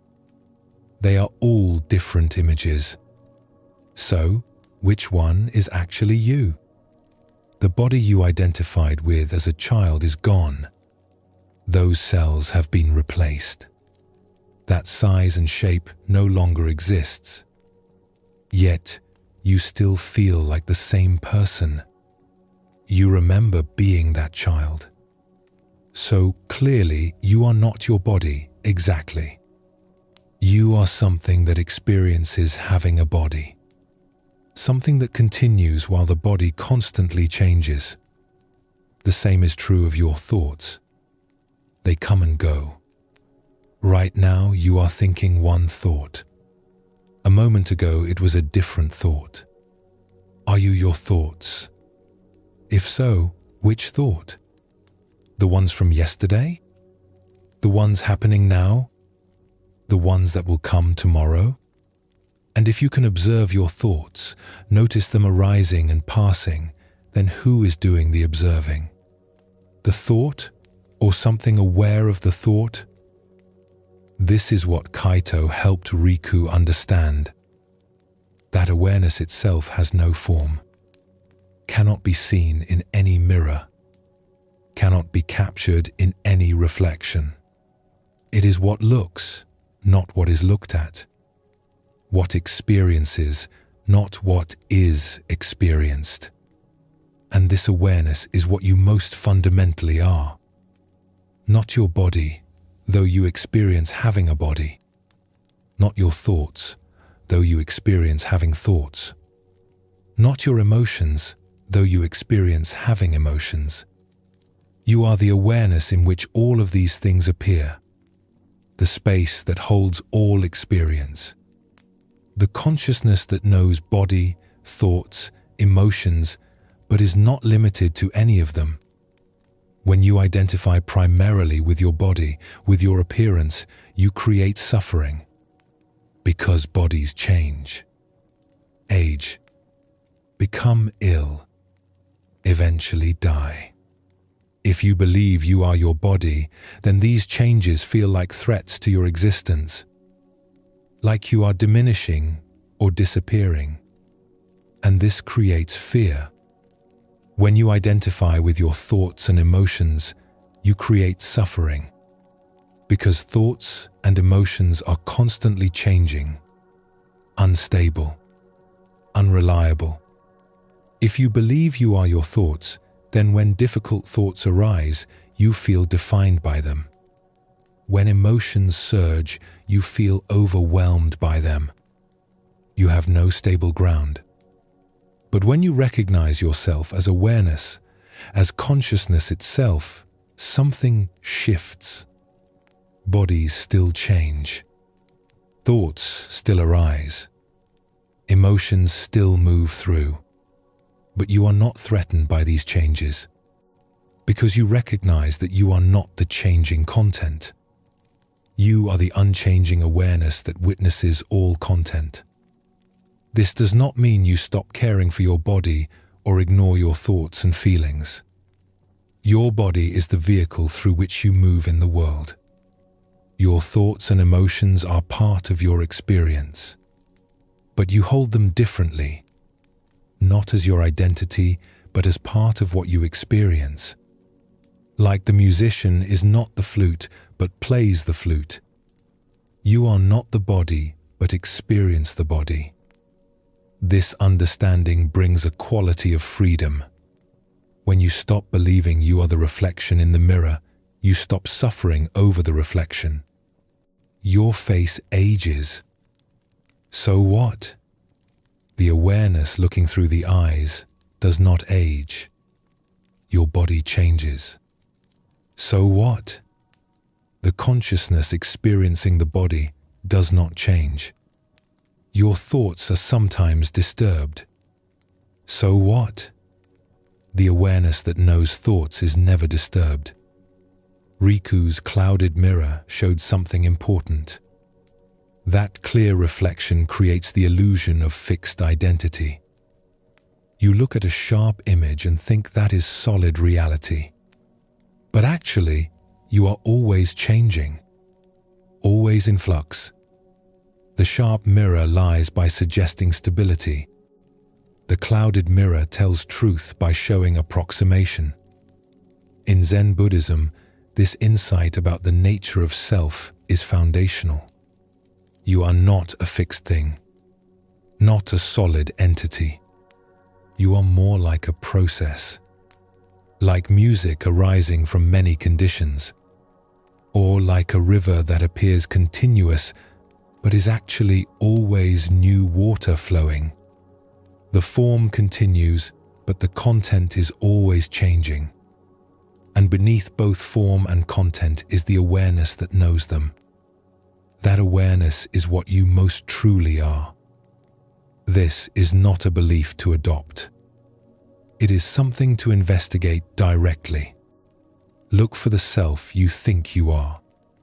Where is it located? In your body? Which part? In your brain? But you can observe your thoughts, so you must be something other than thoughts. In your feelings? But you can notice feelings arising, so you must be something other than feelings. Keep looking. Keep inquiring. What are you actually? You will not find a solid self. You will find processes, experiences, sensations, thoughts, feelings, all arising and passing. And you will find the awareness that knows all of this. That witnesses it. That is present with it. And that awareness has no form, no face, no solid boundaries. It is more like open space than like an object, more like the sky than like a cloud.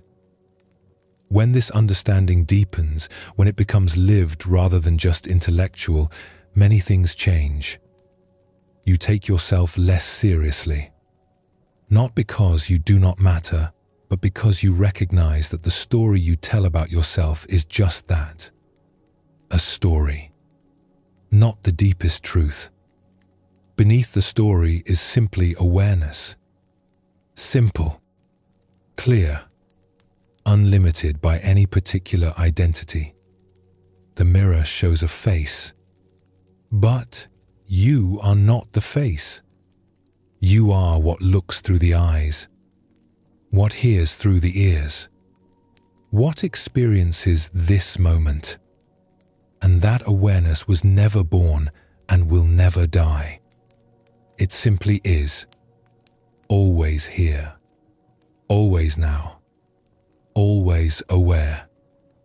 This is what Riku discovered by making mirrors for 20 years and finally asking what they actually showed. In a town split by a wide river, a ferryman named Masaru had spent 30 years rowing people across the water. His boat was sturdy, his arms strong from decades of pulling oars. He knew every current, every shallow spot, every seasonal change in the river's behavior.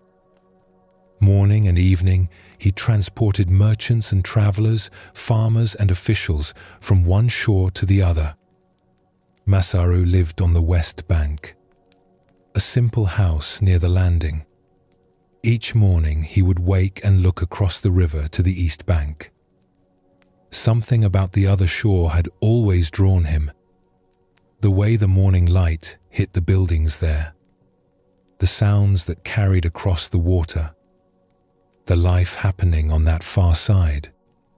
He had this thought, persistent and strange, that somehow the east bank held something he was missing. That over there, across the water, he crossed 100 times a day, was where he was supposed to be, where his real life waited, where he would finally feel complete. It made no sense. He knew the East Bank as well as the West, had walked its streets countless times, had delivered passengers there every day for 3 decades.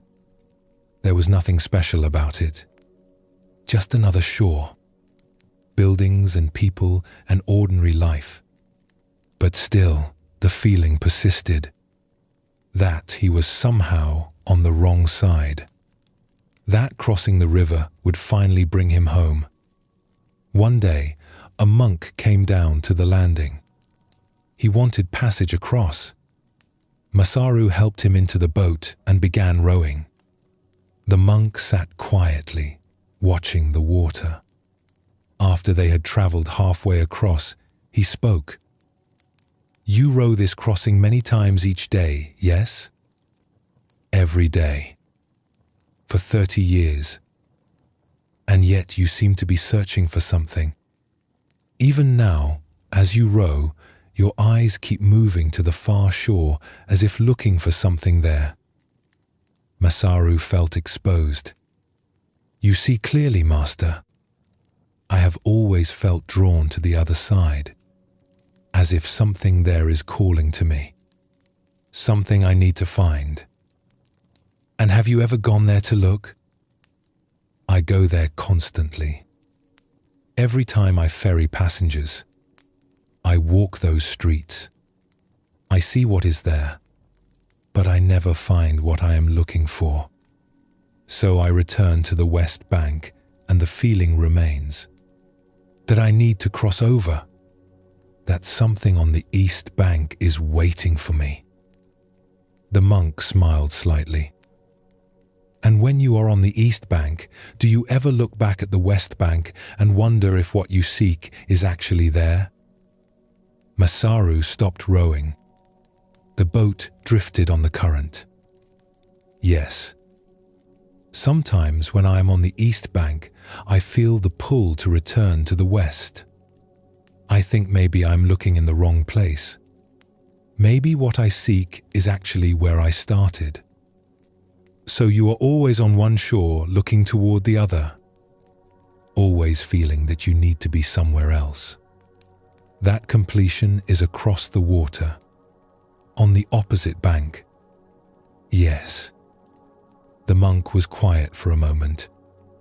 Let the boat drift. Finally he said, "May I tell you what you are searching for? Please."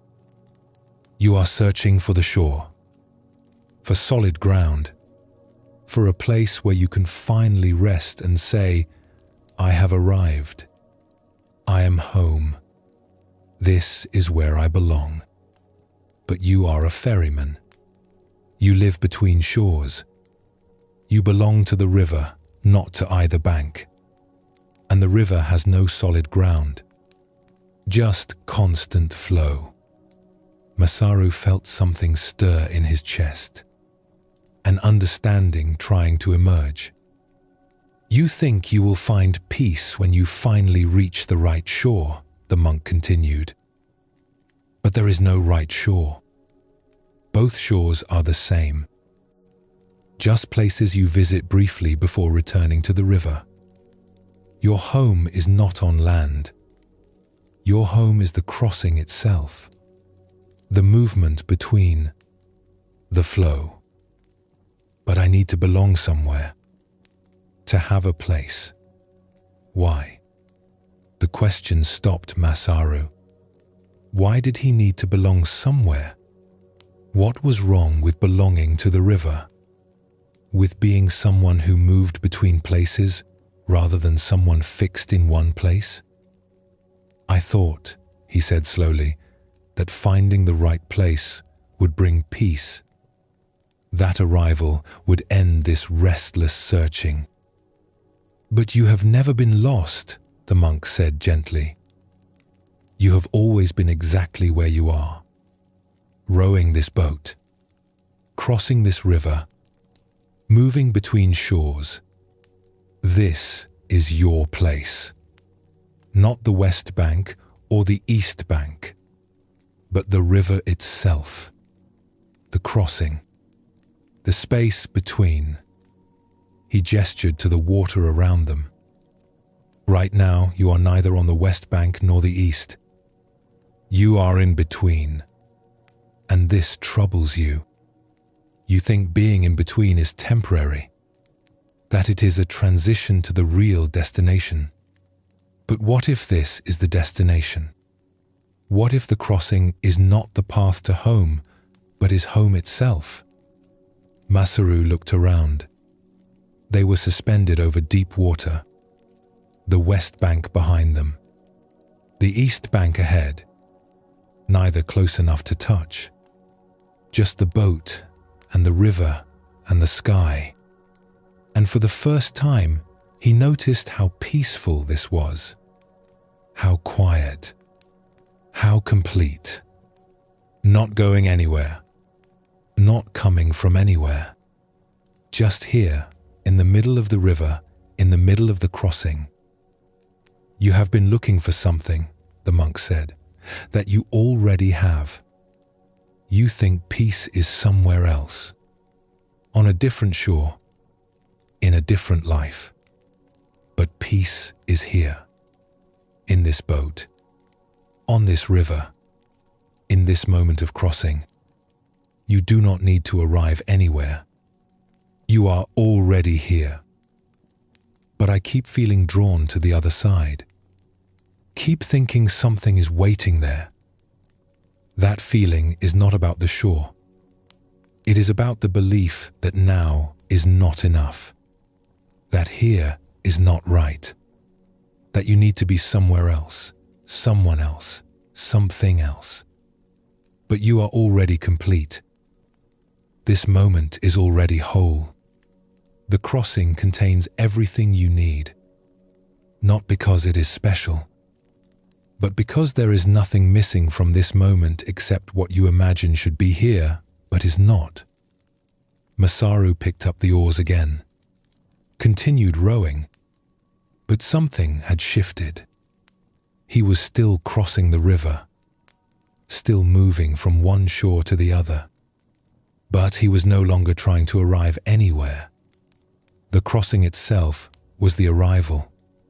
The movement was the destination. Home was not on either bank. Home was here, in the boat, on the water, in the simple act of rowing. When they reached the east bank, the monk stepped out, paid his fare, then paused. "You have been ferrying people for 30 years, helping them cross from one shore to another. But today, you crossed for yourself, not from west to east, but from searching to finding, from restlessness to rest. And you did not have to go anywhere to make that crossing. You simply had to recognize where you already were." After the monk left, Masaru sat in his boat at the landing. He looked at the west bank across the river, the shore where he lived, where his house stood, and he felt no pull to return to it. Not yet. He was here now, on the east bank, and here was complete, was enough, was home. Later, when he did row back across, he noticed something. The feeling of needing to reach the other side was gone. He rowed not to arrive somewhere, but simply because rowing was what he was doing. The boat moved through water. His arms pulled the oars. The river flowed beneath him. And all of this was enough, was complete, was exactly what it was. He understood now what the monk had shown him, that he had been searching for something he already had, that peace was not on either shore, but in the recognition that wherever he was already home, that the restless seeking for some other place, some other moment, some other state was what kept him from experiencing the peace that was always available right here. Years passed. Masaru continued ferrying people across the river, but he no longer lived in longing for the opposite shore.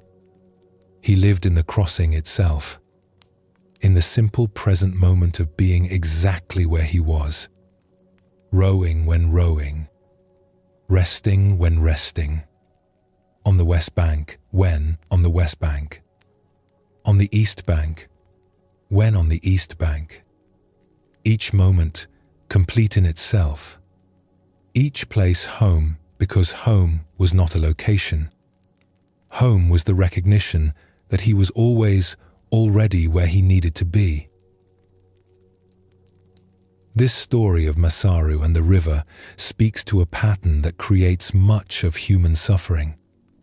The belief that peace, fulfillment, completion, these things are somewhere other than here, that you will find them when you reach some other shore, when circumstances change, when you achieve something, when you become someone different. But all this searching for the right shore keeps you from recognizing that you are already home. Masaru spent 30 years crossing the same river. He knew both shores intimately. Yet he always felt that peace was on the other side. When on the west bank, he longed for the east. When on the east bank, he longed for the west. He was always somewhere, looking towards somewhere else, believing that somewhere else held what here did not. This is the human condition.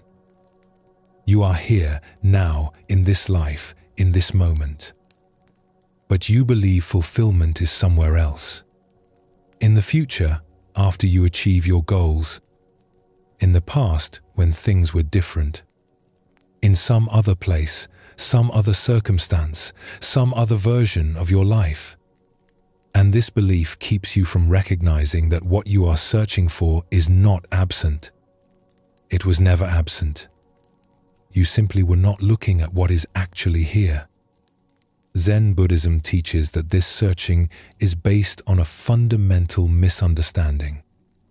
The belief that now is not enough. That here is incomplete. That you need to get somewhere else, be someone else, have something else before you can finally rest. But this belief is false. Not because you will eventually reach the right shore and find what you seek there, but because there is no right shore. Both shores are equally home. All moments are equally complete. Peace is not a destination. It is recognizing where you already are. The monk's teaching to Masaru was direct. You are searching for what you already have. The searching itself is what keeps you from recognizing it.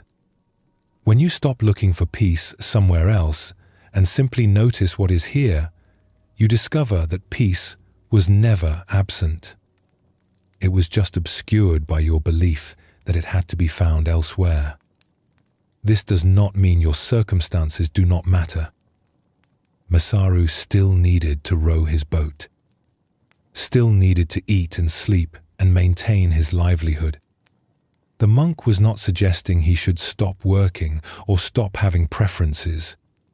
He was pointing to something deeper, that underneath all circumstances, regardless of what shore you are on, there is a fundamental okayness, a completeness, a home that is always here because it is not dependent on external conditions. When you believe peace depends on circumstances, you become a slave to circumstances. You are always trying to arrange life so that it matches your picture of how it should be. And when life does not match that picture, you suffer. You feel something is wrong. You feel you are in the wrong place. You feel you need to get somewhere else. But when you recognize that peace is not dependent on circumstances, something profound shifts. Circumstances still change. Some pleasant, some unpleasant. But your fundamental sense of okayness is not disturbed by these changes, because it is not based on anything external. It is based on the simple recognition that wherever you are here. And here is always enough, because there is nowhere else to be. Masaru's realization happened in the middle of the river, not on either shore, not at some destination, but in the crossing itself, in the space between. And this is significant, because much of your life is spent in between where you were and where you are going, between what just happened and what will happen next, between who you used to be and who you are becoming. And if you treat all of this in-between time as just transition, as just something to get through before arriving somewhere real, you miss most of your life. The crossing is not less real than the shores.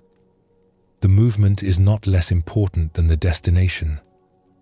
This moment, right now, wherever you are in your journey, is not practice for real life.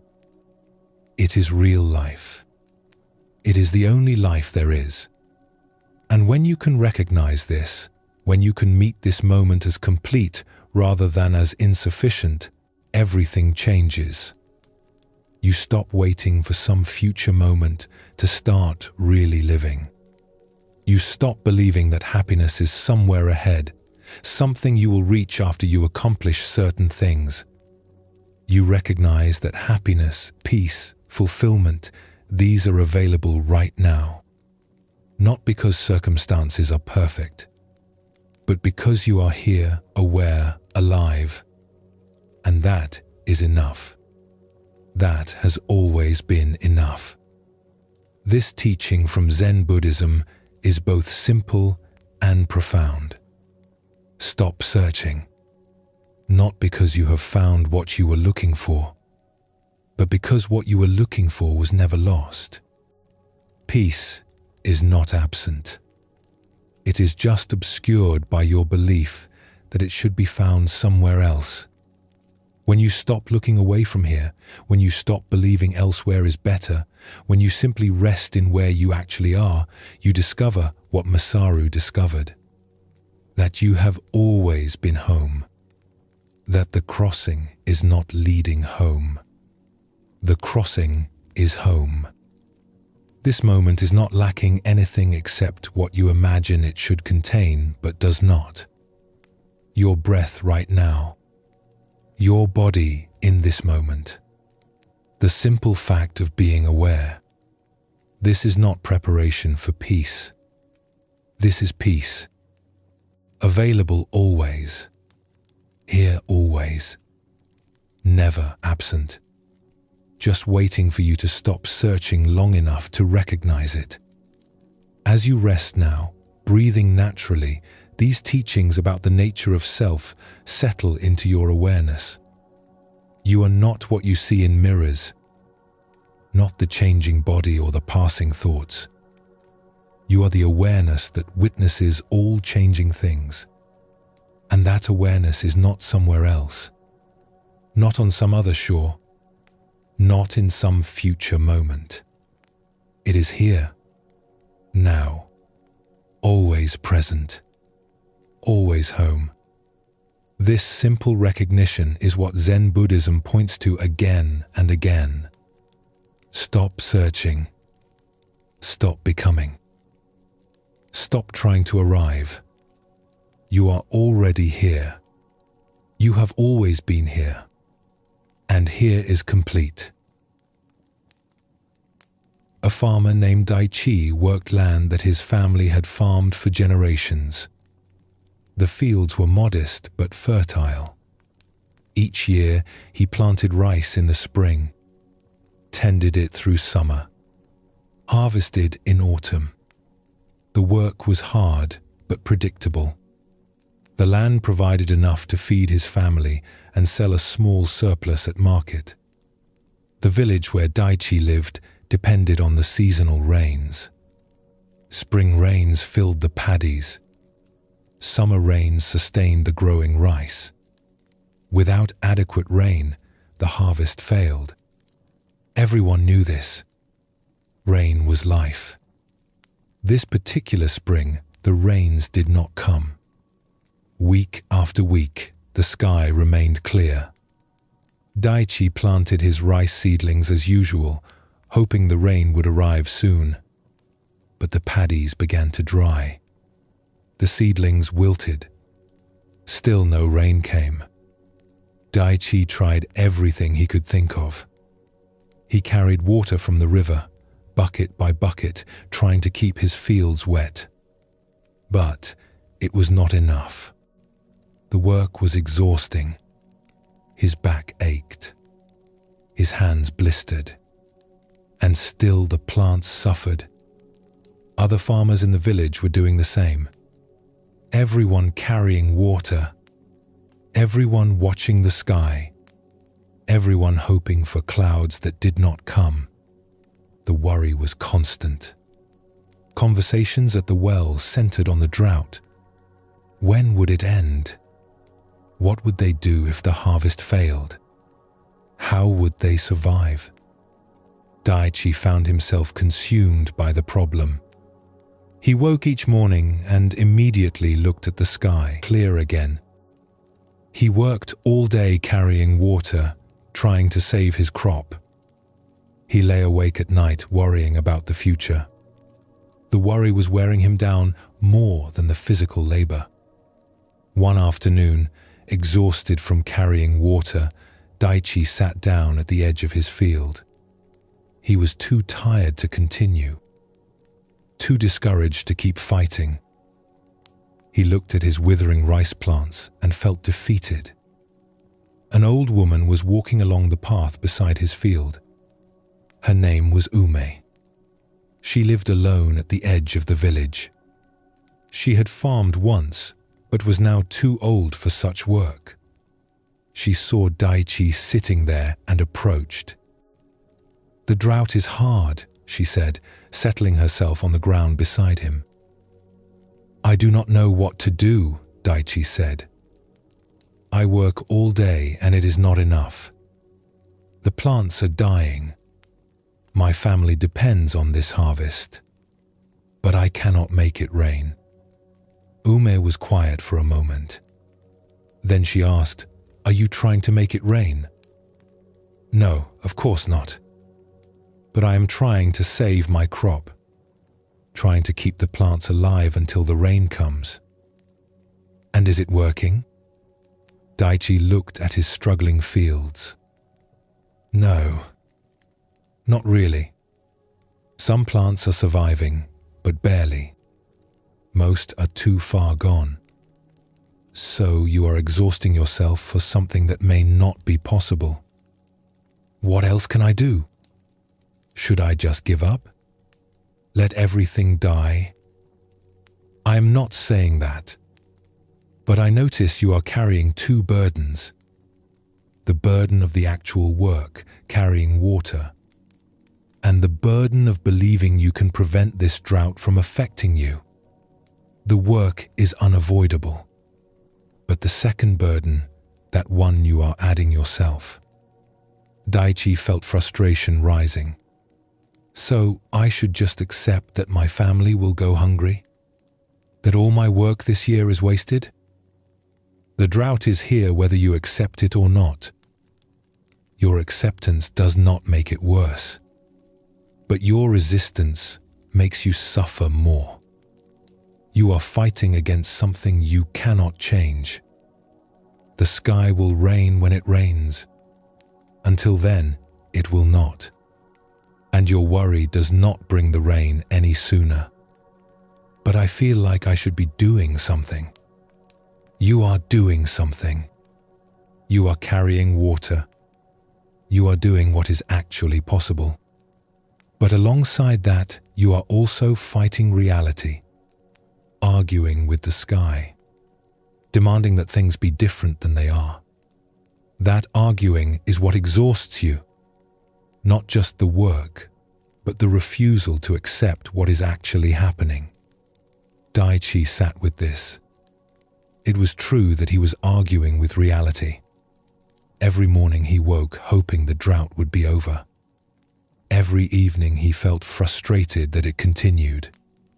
He was living in constant resistance to what was actually happening. "So what should I do differently?" Ume smiled slightly. "What is the sky doing right now?" Daichi looked up. "It is clear. No rain." "Yes, that is what is true right now. Not what should be true. Not what you hope will be true. Just what is actually true.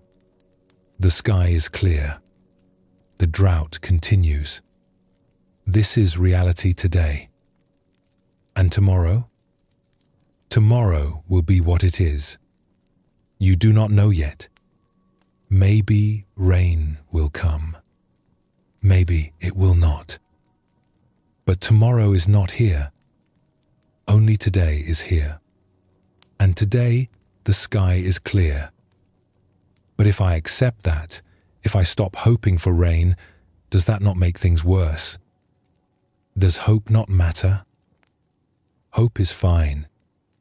But notice the difference between hope and resistance. Hope says maybe rain will come. Resistance says rain should be here already and something is wrong because it is not. Hope looks forward. Resistance fights with now. You can hope for rain tomorrow while accepting that today is dry. Daichi felt something shift. He had been exhausting himself fighting against the present moment, against the reality of dry sky and withering plants, fighting a battle that could not be won because reality was already what it was. So I can carry water, he said slowly, without demanding that carrying water should not be necessary. I can work with what is actually here rather than what I wish were here. Yes, the work is the work. Do what is possible. But stop adding the extra weight of insisting reality should be different. The drought is difficult. Do not make it more difficult by fighting against its existence. After Ume left, Daichi sat for a while longer. The sun was warm. The sky was clear. His plants were struggling. These were simple facts. Not good or bad. Just what was actually here. He stood and picked up his buckets. He would continue carrying water, not because it would definitely save his crop, but because it was what he could do, what was possible. He would work with what was actually here rather than exhausting himself, demanding that something different should be here instead. The drought continued for several more weeks. Then finally, clouds gathered. Rain fell. Enough to save some of the crop, though not all. The harvest that year was small. Daichi's family had to be careful with their resources. They traded labor for food. They relied on community support. It was a difficult time. But something had changed in how Daichi moved through the difficulty. He did not waste energy fighting against what could not be changed. He did not lie awake arguing with reality. He met each day as it was, worked with what was possible, accepted what was not. And in that acceptance, he found he had more energy for the actual work, for the real challenges, for doing what could be done rather than exhausting himself, wishing circumstances were different. The next spring, rain came as usual. Daichi planted his fields again. But he held the work differently now. He knew that next year might bring another drought, or floods, or some other challenge he could not foresee or control. And that was all right. He would work with whatever came.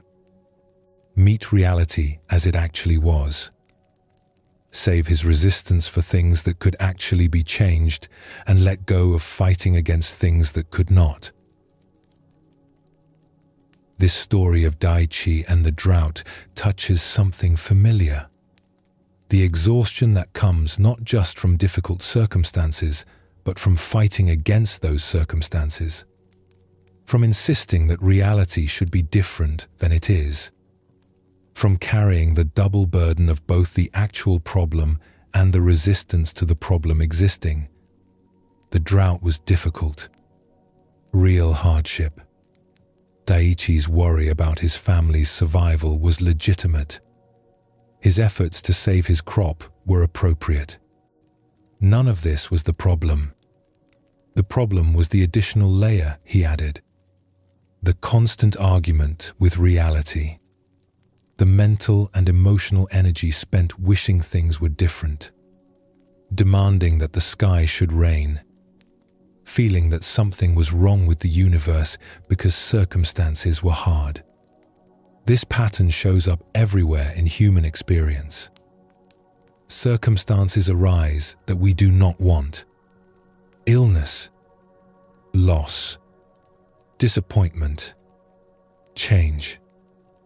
And alongside the actual difficulty of the circumstance, we add resistance. We say this should not be happening. This is unfair. This is wrong. Why me? Why now? And all this resistance creates additional suffering beyond what the circumstance itself requires. Umei's teaching was simple. The drought is here whether you accept it or not. Your acceptance does not make it worse.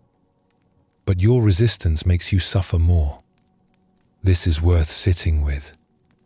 When we resist reality, when we fight against what is already true, what do we actually accomplish? Does the resistance change the circumstance? Usually not. Does it help us respond more skillfully? Usually not. What it does is drain our energy, scatter our attention, add layers of mental anguish to actual difficulty. Acceptance does not mean liking what is happening. Daichi did not need to like the drought, did not need to feel glad about it or pretend it was fine. Acceptance means acknowledging what is actually true. The sky is clear. The plants are struggling. This is what is happening right now. Not fighting against these simple facts. There is something here about the difference between accepting reality and giving up on action. Daichi worried that accepting the drought meant he should stop carrying water. Stop trying. Just let everything die. But Umei pointed to something different. Accept what is true and then work with what is true. Not work against it. Not waste energy arguing with it. Just respond to what is actually here. When Daichi stopped fighting against the drought's existence, he still carried water. Still did the work. But he carried it differently. Without the extra weight of resistance, without the constant mental argument about how things should be different. Just doing what was possible with what was actually here. And this made the work more sustainable, less exhausting, because he was carrying one burden instead of two. This distinction appears throughout Zen Buddhism, between accepting what is and becoming passive. Acceptance is not passivity, it is clarity. Seeing what is actually true without the distortion of wishing it were different. And from that clarity, responding appropriately. Doing what can be done. Changing what can be changed. But not wasting energy fighting battles against reality itself. Rain comes when it comes. The sky does not consult our preferences.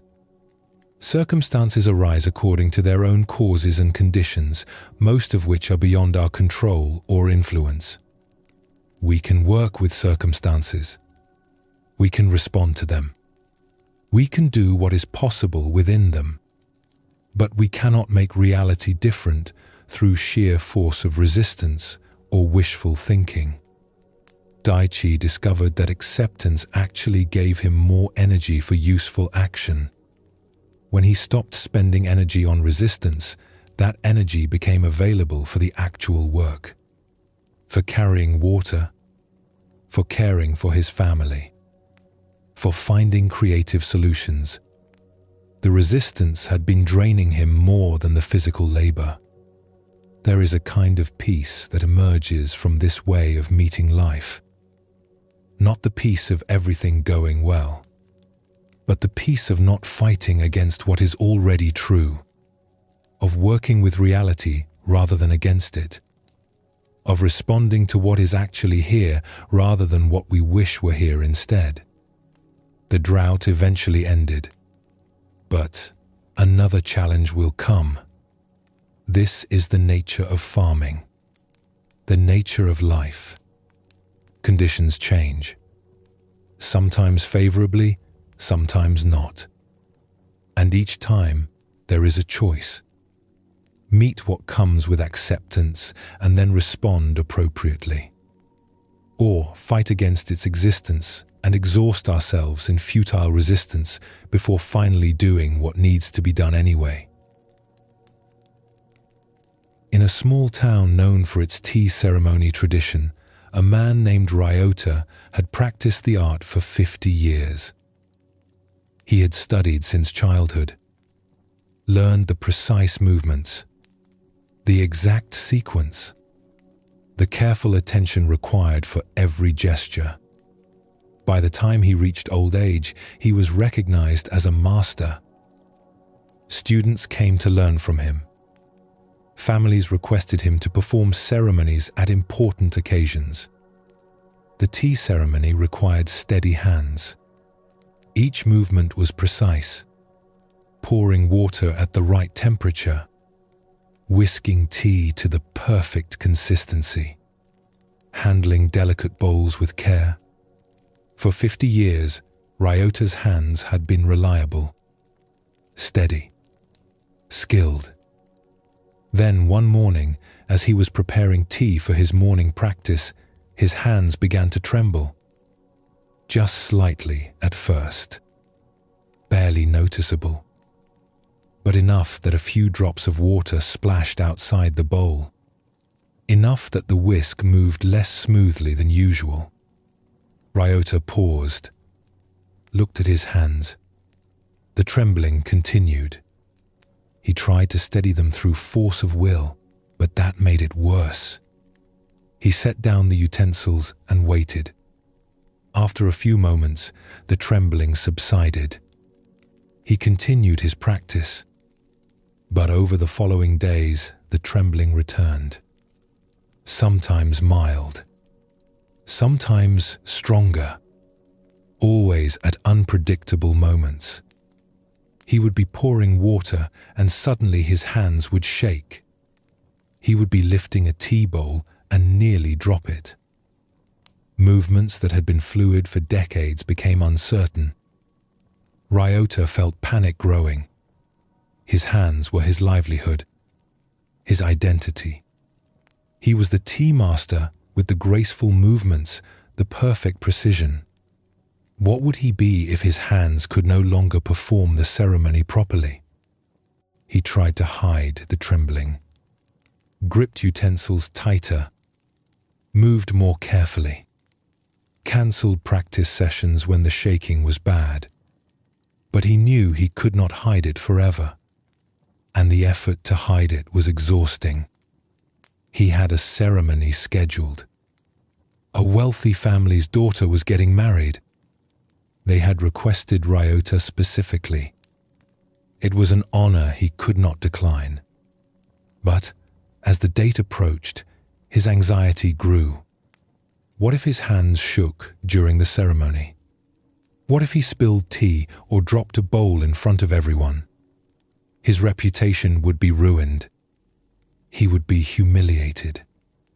The morning of the ceremony, Ryota's hands were shaking more than usual. He sat in his preparation room, trying to calm himself. But the anxiety made the trembling worse. His hands would not steady. He almost cancelled, almost sent word that he was ill. But something stopped him. Maybe pride. Maybe the recognition that cancelling now would only postpone the inevitable. His hands were not going to suddenly return to their former steadiness. This was his new reality. He gathered his equipment, prepared the tea implements. His students helped him carry everything to the ceremony location. They had noticed his trembling, but said nothing, just offered quiet support. The ceremony space was prepared. Guests were gathering. The family was waiting. Ryota knelt in the proper position, arranged his implements. His hands were shaking. Everyone would see. There was no hiding it now. He took a breath, began the ceremony. His hands trembled as he ladled water, as he whisked the tea, as he turned the bowl. Every movement that had been smooth for 50 years was now uncertain, marked by this visible shakiness. But something unexpected happened.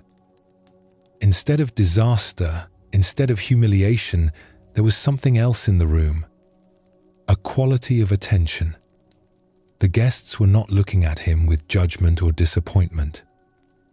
They were watching with a kind of tender awareness, seeing not a master failing at his art, but a master continuing his art despite difficulty, showing them something about grace and perseverance and the courage to continue.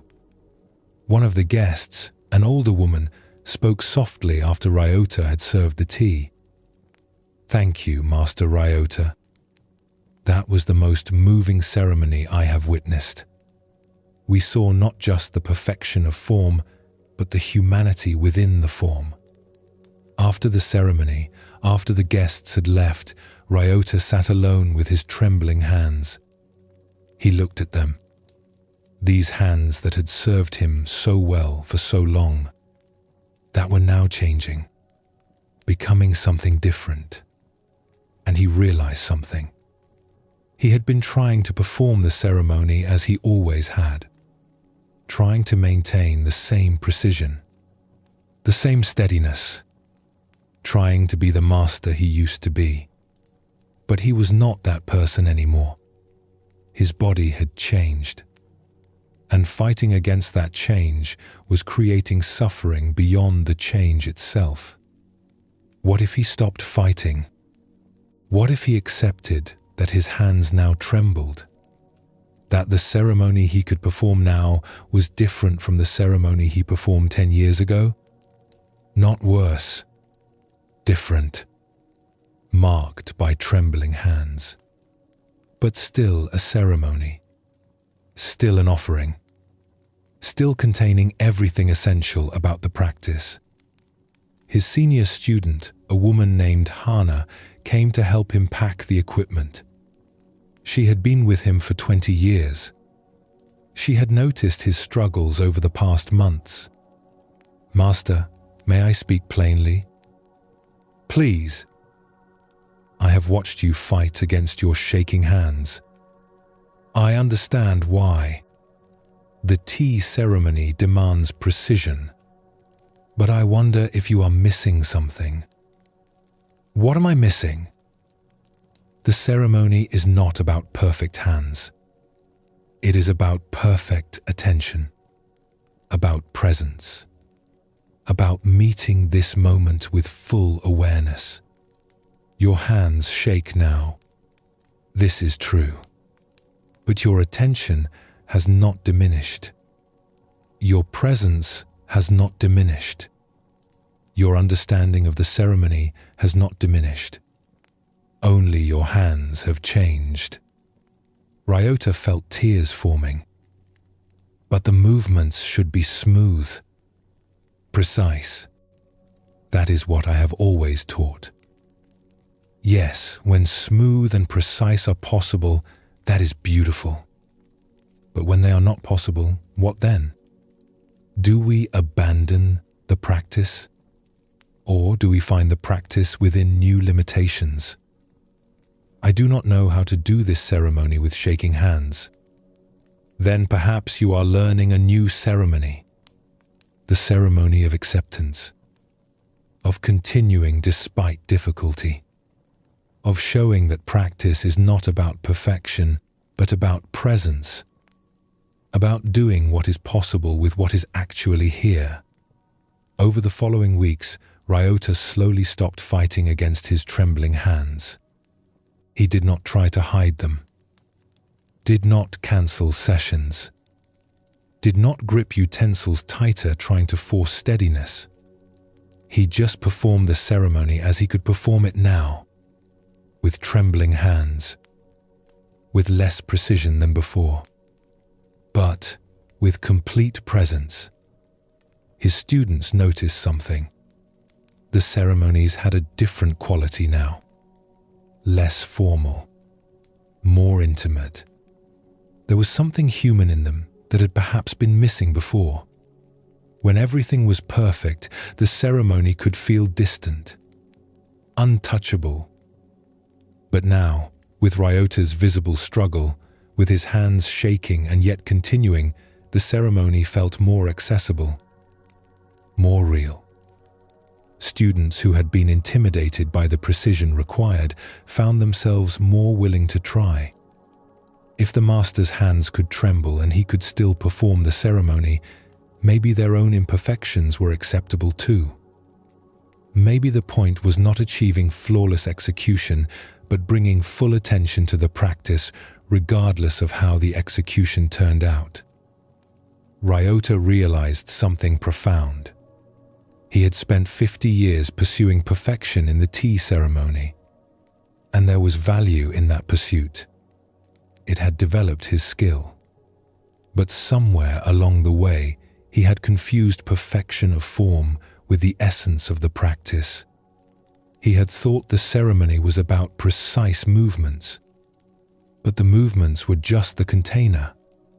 The essence was something else, something that remained even when the movements became imperfect.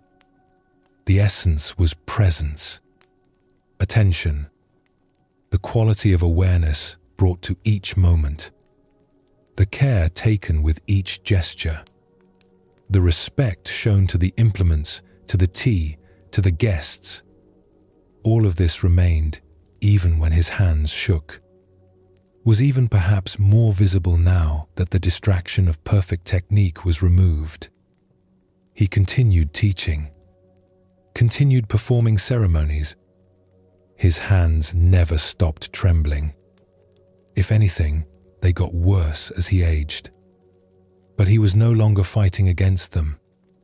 They trembled, and he worked with that trembling, found the ceremony that was possible within that limitation, and in doing so, taught his students something deeper than technique. He taught them about meeting life as it actually is, about continuing practice even when circumstances change, about finding what is possible rather than mourning what is no longer possible. Years later, near the end of his life, a young student asked him, "Master, do you wish your hands were steady again?" Ryota looked at his trembling hands, considered the question. "Sometimes," he said honestly, "but these hands have taught me something my steady hands never could. They have taught me that the practice is not the movements. The practice is the presence. And presence is possible regardless of whether hands shake or stay still. I am grateful for what these hands have shown me." This story of Ryota and his trembling hands speaks to something that touches everyone eventually. The changes that come with aging, with illness, with any circumstance that limits what was once possible, and the choice we face in those moments. To fight against the change, to mourn endlessly what is lost, or to discover what is possible within the new limitations. Ryota's identity was built around his skill, his steady hands, his precise movements. For 50 years, these things defined him, made him valuable, made him who he was. When his hands began to tremble, it felt like a threat to his very existence. If he was not the master with perfect technique, who was he? This is the crisis that comes when our abilities change, when our bodies no longer do what they once did easily, when age or illness or circumstance limits us in ways we never anticipated. We feel that we are losing ourselves, that the change diminishes who we are, and we fight against it with everything we have. But fighting against the body's natural changes is exhausting. Ryota tried to force his hands steady, tried to hide the trembling, tried to perform the ceremony as if nothing had changed. And all this effort created suffering beyond what the trembling itself required. The trembling was just a physical fact. The suffering came from his resistance to that fact, from his belief that he should still be who he was 10 years ago. What shifted for Ryota was the recognition that he could not be who he was 10 years ago. That person was gone. His body had changed, and no amount of resistance would change it back. But this did not mean he had to abandon his practice. It meant he had to find the practice within his new circumstances. The ceremony he could perform now, with the body he had now, in this moment that was actually here. Hana's observation was important. The ceremony was never really about perfect hands. It was about presence, about attention, about meeting each moment with awareness and care. The perfect movements were valuable as a form of discipline, as a way to train attention. But they were not the essence. And when they were no longer possible, the essence remained. This is true of everything we do. We often confuse the form with the essence, the particular way we do something with the heart of why we do it. And when the form becomes impossible, we think we must abandon the practice entirely. But often, the essence can continue in a new form. Different, perhaps less elegant, but still containing what matters. Ryota's trembling hands actually revealed something that his steady hands had obscured: the humanity of the practice, the courage required to continue despite difficulty, the wisdom of accepting limitation rather than fighting against it. His students learned more from watching him perform with trembling hands than they had from years of watching perfect technique, because the trembling showed them that practice is not about perfection. It is about presence, about showing up, about doing what is possible with what is actually here. There is something deeply human in this teaching. We all face limitations, some from the beginning, some that develop over time. Physical limitations, mental limitations, circumstantial limitations. And we have a choice. We can spend our energy fighting against these limitations, mourning what we cannot do, trying to force ourselves back to what was. Or we can accept what is true and discover what is possible within it. Acceptance does not mean giving up. Ryota did not stop performing tea ceremonies.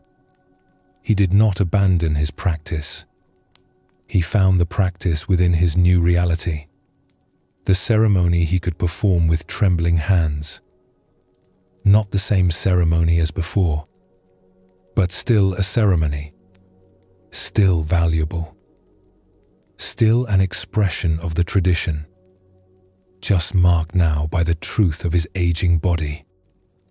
This is where Zen Buddhism points again and again to the simple recognition of what is actually true, not what should be true, not what we wish were true, not what used to be true, just what is true right now. Ryota's hands trembled. This was simply a fact. Fighting against that fact created suffering. Accepting it created space for a different kind of practice, one that included trembling. That worked with it rather than against it. The guests at the ceremony noticed something moving in Ryota's performance, something they had not seen before, because there was honesty in it, vulnerability, the acknowledgement that even masters age, even skilled hands tremble, and practice continues anyway, not because circumstances are perfect, but because practice is what we do with whatever circumstances we have. This teaching extends beyond tea ceremony, beyond aging, to every limitation we face, every circumstance that constrains us, every moment when what we wish were possible is not possible. We can spend our energy in resistance, in mourning, in fighting against reality, or we can accept what is true and ask, what is possible here? What can I do with this? How can I practice within this limitation? The trembling never stopped, never went away, but it also stopped being the enemy, stopped being something to hide or fight against. It became just part of the practice, part of what was here. And in accepting it as part of what was here, Ryota found he could continue, different than before, but still continuing, still present, still offering what he could offer, and discovering that what he could offer with trembling hands was in some ways more valuable than what he had offered when his hands were steady. Breathing slowly now, these teachings about acceptance rest gently. The farmer learned to work with drought rather than against it. The tea master learned to continue practice within new limitations. Both discovered that fighting against reality creates more suffering than the reality itself. That acceptance is not defeat. It is clarity, the recognition of what is actually true. And from that recognition, the ability to respond, to work with what is here, to find what is possible rather than exhausting ourselves, demanding that what is impossible should somehow be possible anyway. This is the gentle wisdom Zen Buddhism offers. Not that life should be easy, but that fighting against difficulty makes it harder.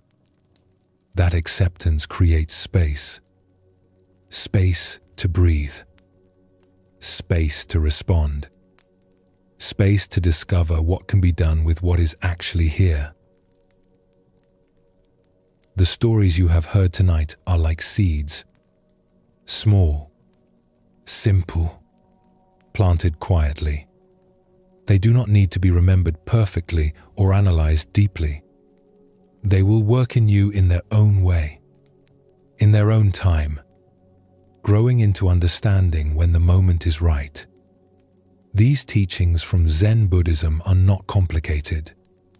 They point to simple truths. That peace is found in accepting what is. That presence matters more than perfection.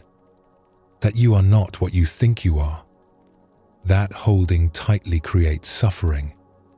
That resistance exhausts. That this moment, just as it is, contains everything you need. You do not need to do anything with what you have heard.